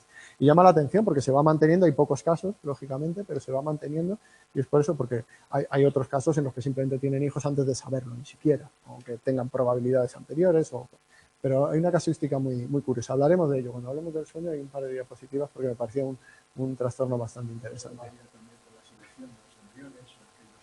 Sí, después va a haber... Pero eso... Sí, lo que pasa es que, bueno, en este caso, como es algo además también muy localizado, hay muy pocos casos. A lo mejor estamos hablando de 40 o 50 casos en todo el mundo. O sea, y a lo mejor me estoy hasta pasando. ¿Sabes? O sea, que es muy, muy, muy localizado. Es algo rarísimo. Es un trastorno rarísimo. Genético y rarísimo. Pero bueno, hablaremos de ello. Bueno, ya hemos hablado sobre homeostasis, es decir, estos motivos innatos, o por lo menos los tres primeros, tienen que ver con el mantenimiento del equilibrio interno. Básicamente esto sería similar o análogo a cómo funcionaría pues, un climatizador de un coche, una calefacción o cualquier sistema de feedback negativo que os imaginéis. ¿Qué ocurre o cómo funciona, en este caso, el ejemplo más sencillo, el climatizador de un coche? Pues si tú pones una temperatura en el coche, empieza a salir aire, ¿no? Si estaba el coche a 23 grados y tú has puesto 21, sale aire frío para bajar la temperatura a 21 grados. Sigue saliendo aire frío, ¿hasta qué momento?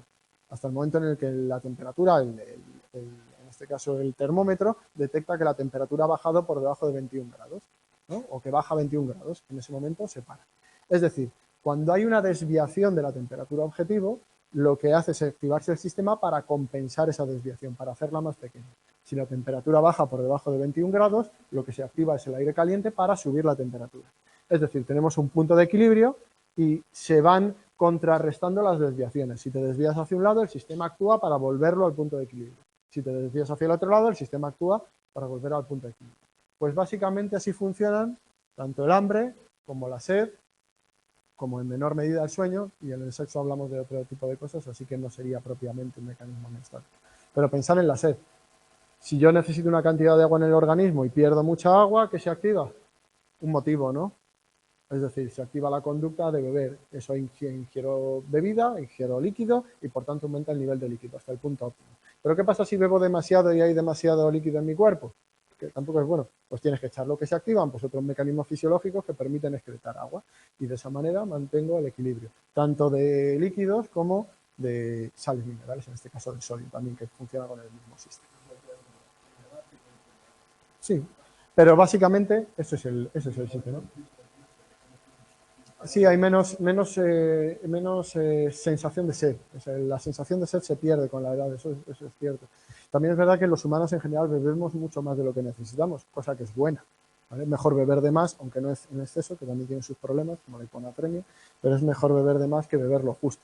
Si os fijáis en los animales de compañía, veréis que no beben demasiado. ¿Habéis fijado? Beben bastante poco. Los humanos, como tenemos disponibilidad de líquidos, pues siempre, incluso las recomendaciones normalmente están siempre por encima de lo que necesitaríamos realmente para vivir. Pero bueno, es que eso no es malo. Primero, los riñones funcionan mejor y hay menos riesgo de deshidratación. Pero lo que tú de verdad necesitas seguramente sea bastante menos. Y si veis animales de compañía y todo eso, veréis que las cantidades que beben en relación a su tamaño, ya sé que beben menos porque son más pequeños, pero en relación a su tamaño incluso son más bajas. Básicamente este es el mecanismo, ¿vale? Con el hambre igual, se pierden nutrientes, como, ingiero, repongo nutrientes, se utilizan para las diferentes funciones fisiológicas, tanto creación de tejidos como para los mecanismos metabólicos, y así sucesivamente. Básicamente un sistema de feedback negativo que sería igual a un termostato, por ejemplo, o a cualquier otro sistema de feedback negativo que os imaginéis. ¿Cuáles son los aspectos comunes a cada uno de estos motivos primarios? ¿Qué es lo que hace que sean similares o que podamos categorizarlo más allá de lo que hemos visto hasta ahora? En primer lugar, su función biológica esencial, mantener al organismo vivo y mantenerlo en condiciones óptimas. Son, por tanto, autorregulatorios, excepto el sexo, que es regulatorio o que es imprescindible respecto a la especie, no respecto al individuo. Todas, y esto es importante, son conductas propositivas, Es decir, son espontáneas, no son conductas reflejas. No confundáis motivos innatos con conductas reflejas. La conducta de comer no es un reflejo. Un reflejo es que yo te doy un martillazo aquí y levantas la pierna, ¿vale? Eso es un reflejo. Un reflejo es que te sopla el ojo y se te cierra el párpado. Eso es un reflejo. Estos son conductas propositivas, determinadas por la herencia, con una predisposición muy grande para realizarlas, que aumenta esa necesidad cuanto mayor es el desequilibrio homeostático, sí, pero todas son conductas propositivas para las que tenemos una predisposición, no conductas automáticas que se realizan sin ninguna intervención consciente del sujeto, en el caso de los humanos, ¿vale? También son muy persistentes, lógicamente, porque de ello depende nuestra supervivencia. Así que cuando uno realmente tiene un desequilibrio importante en alguna de estas necesidades, pues la persistencia y el grado de conducta para llegar o para poder consumar una de estas conductas, pues es muy alto.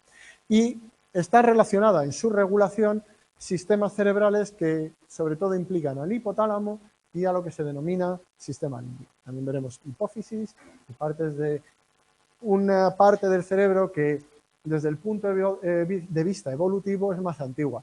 ¿Por qué sabemos que es más antigua desde el punto de vista evolutivo? Pues básicamente porque compartimos esas zonas con muchos animales que tienen poco que ver con nosotros. Es decir, esas zonas cerebrales, esas o similares a ellas, son comunes a muchas especies animales, especies que están muy alejadas o que tienen un desarrollo cerebral menor.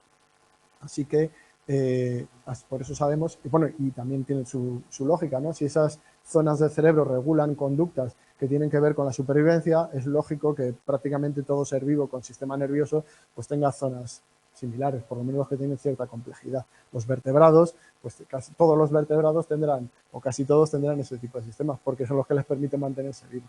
A partir de ahí, el nivel de desarrollo cerebral pues dependerá de cada especie, pero estos sistemas comunes parece que tienen una antigüedad evolutiva bastante.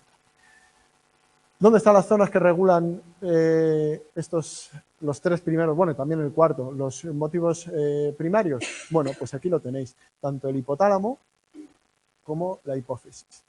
Esta zona es una zona que es curiosa porque une nuestro sistema nervioso con la segregación de sustancias al torrente sanguíneo. La hipófisis segrega sustancias al torrente sanguíneo a través de las señales que recibe del hipotálamo. Es decir, que nuestro sistema nervioso, nuestro sistema cognitivo, puede afectar a nuestro sistema fisiológico, puede modificar nuestra fisiología a través de este mecanismo. De hecho, por supuesto que ocurre. ¿Por qué la ansiedad y el estrés son malos para la salud? Porque en principio uno puede pensar, pues bueno, estoy nervioso, es una cuestión mental, pues qué más da, ¿no? Más allá de que me tire por un puente de desesperación, pero desde el punto de vista físico, bueno, pues no, porque la activación que produce del sistema nervioso simpático y la segregación de sustancias como el cortisol a la sangre, pues hace que se deteriore nuestro sistema, nuestro cuerpo, y que haya, por ejemplo, mayor riesgo de muchas enfermedades o de muchas patologías cardíacas, por ejemplo, o, aunque no está demostrado y parece que hay alguna relación, pero eso hay que investigarlo mucho, incluso un mayor riesgo de cáncer. Aunque eso hay que investigarlo mucho, ¿vale? Parece que hay un patrón ahí por el hecho de que el funcionamiento de tu sistema inmunitario es peor en situaciones de mucho estrés, de mucha ansiedad, y eso puede hacer que las células que tenemos de manera natural, que básicamente matan a las células cancerosas que solemos generar normalmente a lo largo de nuestra vida, porque generamos muchas, y nuestro sistema inmunitario pues se encarga de eliminar esas células tumorales o células mutadas. Pues si funciona peor, pues puede dar lugar a un mayor riesgo. Aunque yo os digo que esto es una hipótesis, ¿vale? No, aquí sí que hay poca evidencia y habría que estudiar mucho, pero para que os hagáis una idea de cómo nuestro sistema nervioso puede afectar a nuestra fisiología pues a través de diferentes sistemas, y este pues es uno de ellos. Que por cierto también controlan pues todas estas conductas o motivaciones innatas, las que vamos a ver. Aquí tenéis otra imagen de lo que sería el sistema límbico con cada una de sus estructuras, ¿vale? Todo esto que está coloreado sería el sistema límbico. Incluye el hipotálamo, la amígdala, la hipófisis. Bueno, la hipófisis ya sería casi más parte del sistema hormonal. Pero bueno, y regula cuestiones básicas, como el hambre, emociones, ¿vale? Todo lo que tendría que ver con motivos innatos. Bueno, ¿qué hora es? A lo mejor me estoy pasando. Sí, ya terminamos aquí. Ya la semana que viene empezaremos con el primero de los motivos, con el motivo de hambre. A las 4:30. La semana que viene empieza a las 4:30 ya, ¿vale? Luego volveremos a tener otras 3 a las 4, porque el día 17 no hay tutoría, ¿vale? El día 17 de noviembre lo avisaremos, no os preocupéis, os mandaré también un correo a todos. Pero el día 17 no hay tutoría. Si queréis venir a la actividad que vamos a organizar, no hay tutoría porque es la Semana de la Ciencia y el día 17 organizamos en la facultad, otros 2 compañeros y yo, unas charlas y debates sobre la memoria en el salón de actos de la facultad. De motivación, el resto sí, a no ser que haya algún otro tutor que también vaya a organizar alguna actividad. En nuestro caso, allí en la Facultad de Psicología, 3 profesores de allí, del Departamento de Psicología Básica, pues vamos a organizar una actividad sobre memoria. Si queréis apuntaros a alguno, pues quedan plazas todavía. Es en la calle Juan del Rosal, es en Ciudad Universitaria. Está al lado de la Facultad de Informática de la Complutense. Día 17, jueves, de 5:30 a 8:30, si no recuerdo mal. Para apuntarse, hay que apuntarse a través de, porque el aforo está limitado, yo me imagino que quedarán plazas porque pusimos 100 plazas, es en el salón de actos. Hay que apuntarse a través de la página de la Comunidad de Madrid, donde está la página de la Semana de la Ciencia, y ahí aparece la actividad, ¿vale? Memoria, sobre cuestiones curiosas sobre la memoria humana, funcionamiento de la memoria humana, fenómenos específicos, datos curiosos y una especie de debate, ¿vale? Si queréis apuntaros, pues ahí está. Y si no, pues nos vemos a la semana siguiente, que empezaremos a las 4. La semana que viene, sí, la semana que viene a las 4:30, tutoría, igual que siempre, ¿vale?